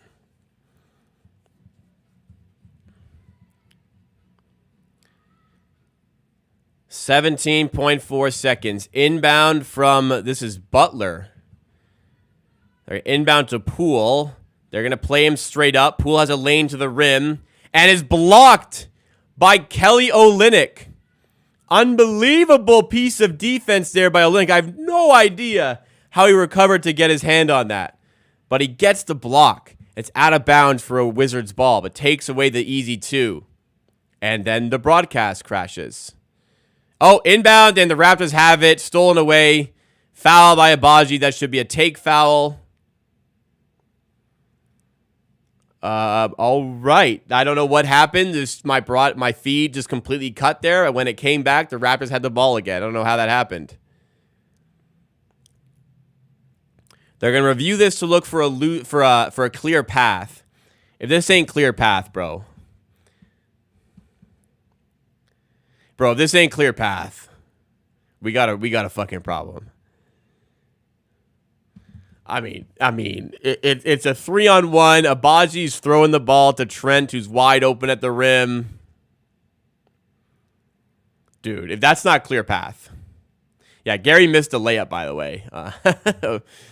Afterwards. If that's not a clear path, the NBA is broken.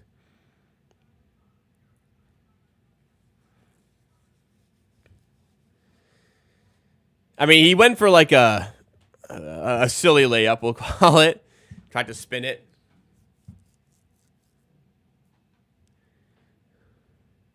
Common foul. Common foul. It's not even a take foul? It's not even a take foul. What? What? It's not even a take foul. Oh my God. It's not even a take foul. That's insane. What if this mattered? Like, dude. Oh, the rule is broken. The rule is broken. Abaji missed 3 free throws in a row now. extending this game for no good reason.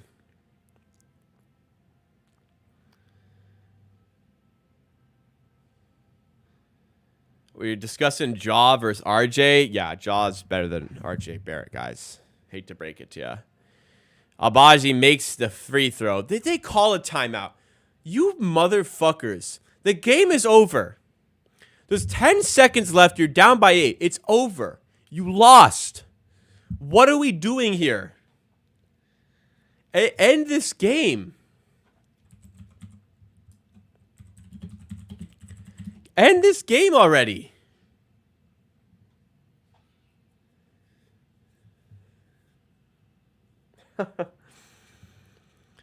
Well, they're going to extend this even further.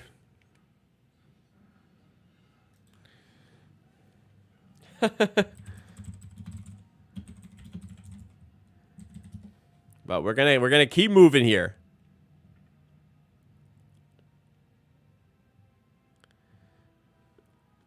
$130 to $122. Wizards drawing this one out as much as they can.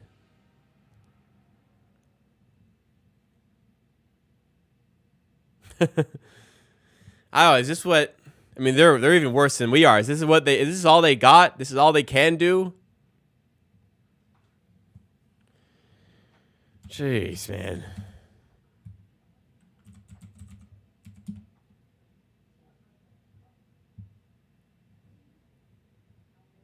Quickly on the rebound after the Vukovic three. And that will finally be that. The Raptors go back-to-back. They're favored. They should have won, and they did win. They were mostly comfortable throughout the game, but for a bit of mistakes near the end and for a little bit of a drop-off in the second quarter. But, yeah, pretty comfortable win overall for the Raptors, as it should have been. 2 wins in a row. Nice to see. Good for them. All right, let's do our post-game show. And we can get out of here, wrap it up for Sunday night. All right, guys.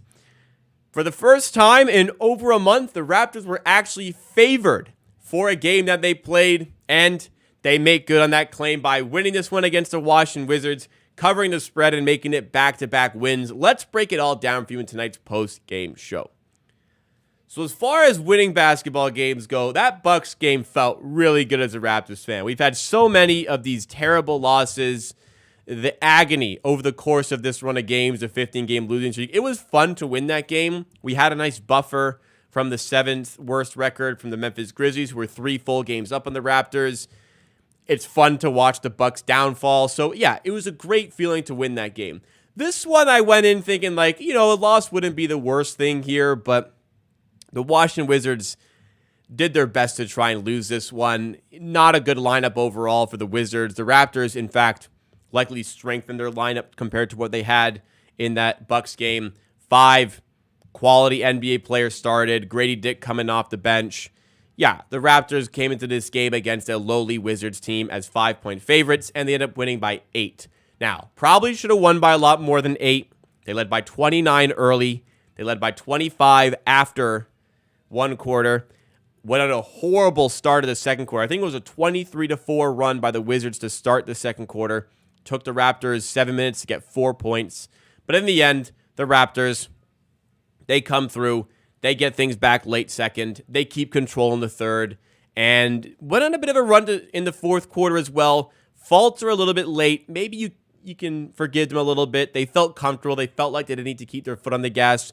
Whereas the Wizards played this one to the death, man. They absolutely played this one to the death. They drew this one out as long as they possibly could, but not to any avail. Second last home game of the season. Raptors pick up win number 25. So where the Raptors found success and how they got out to such a large advantage early, defensively, they were locked in. Gary Trent had 3 early steals, as did Kelly Olynyk. The Wizards turned the ball over 8 times in the first quarter. The Raptors just used those extra possessions to fantastic avail, going out to a big advantage. And when they had to settle down in the half court as well, they were able to do so.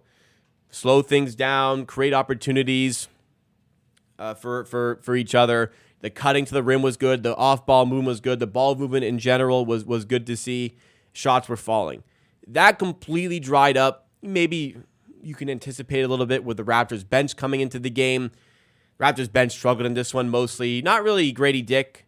He played well before the injury, which we'll talk about in just a second here. Bruce Brown came on in the second half better. Garrett Temple did better in the second half instead of going to Jalen McDaniels.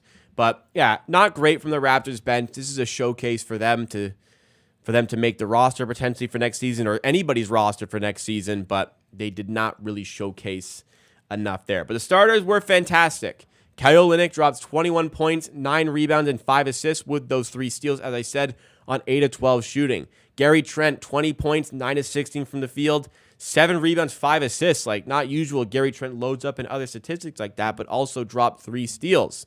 RJ Barrett, 9 of 19, 22 points, 8 rebounds, 7 assists. And maybe the most impressive performance of the night, Emmanuel Quickley, 31 points, 9 of 15 shooting, 13 assists, and 7 rebounds. Also, for good measure, added on a steal. 9 points from Ochai Agbaji. Some good defense overall played.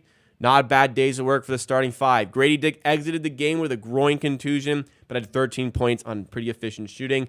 Contusions usually are impact injuries and aren't ones that will really shake up a player too badly. There's no need to rush bringing a guy back right now, thankfully, so we can afford to have him rest. But I don't think it would be super serious despite the fact that he did leave the game early and did not return. But yeah, with the bench, like McDaniels is tough to watch, man. He doesn't really have anything to play for. He's on a contract for next season, but I wouldn't be opposed to a buyout. Bruce Brown improved in the second half, ended with 9 points, had a couple and ones. But Malik Williams struggled again. Freeman Liberty has just really started to struggle. I don't know, what's the opposite of growing on me?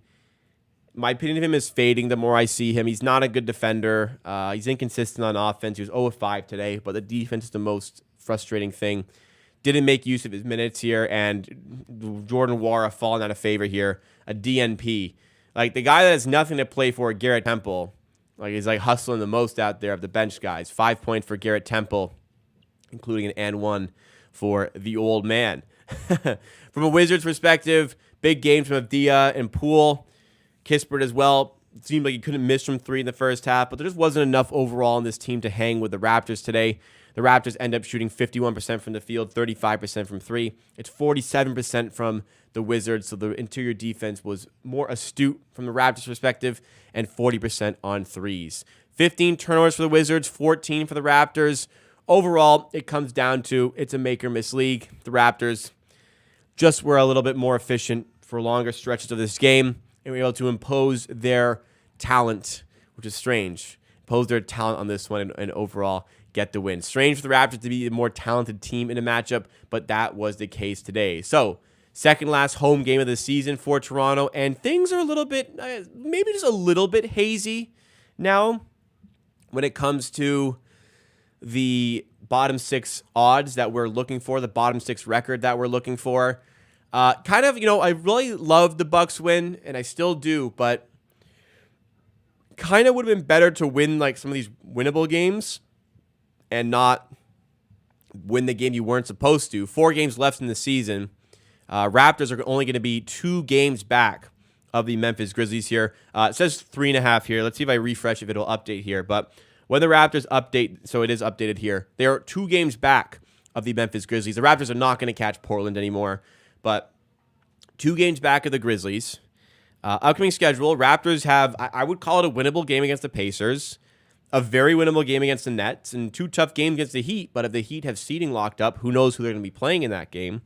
Grizzlies will have, they have the Spurs, the struggling Cavs, Lakers, Nuggets. I mean, they should really lose these 3 games, a chance to win here. So all I'm saying is, like, it makes me slightly nervous about the end of the season, the Raptors potentially catching the Memphis Grizzlies. I don't think they will, but there's a bit more nerves involved there. So hopefully the Raptors can do a little bit of the tanking business the rest of the way and just fortify their position as a bottom 6 team, maintaining those 45% odds at keeping that top 6 protected pick that they sent over to the San Antonio Spurs, of course, at the 2023 NBA trade deadline. But for the first time in a while, just a clean win. A clean relatively sweat-free win for the Raptors. A nice comfy watch, good performance. That's one that's definitely going to do a lot for the confidence of these players. Emmanuel Quickly and RJ Barrett are like continuing to perform at a very high level for the Raptors. I get that this is not the most formidable competition, but like, man, like the prospect of working with these guys going forward, a core with Barrett, Quickly, Barnes, and even adding in Grady Dick to that, supplementing that with maybe 3 picks in this upcoming draft, maybe 2 lottery picks if all things go well for the Raptors. It's an exciting prospect. It makes me excited for next season, but we're still going to grind through the rest of this season. If you guys enjoyed the content, make sure to hit the like button and subscribe, because for the rest of the season, we still have Raptors content on the way, and we still have plenty of Raptors content coming at you in the offseason and beyond. All right, stream chat. Thank you, everybody, for hanging out tonight. I really appreciate it. Another fun one. Always a fun one hanging out with you guys, whether it is a win, whether it is a loss, and even some bad losses. It still has been a decent hangout with you guys. So appreciate it, making all this a lot more bearable this season. Let's hope that the Raptors can finish this season on a strong note, not necessarily winning every game, but just doing well overall. Do a bit on potential pros the Raptors can draft their picks. That is coming on Monday. And then we're going to do a lot of individual player draft profiles all throughout the summer. Starting with Wednesday, we'll do a Zach Edey one. So, Rahul, the content you're looking for is on the way. If you guys like draft content, honestly, if you haven't been a subscriber, like I do so many draft videos.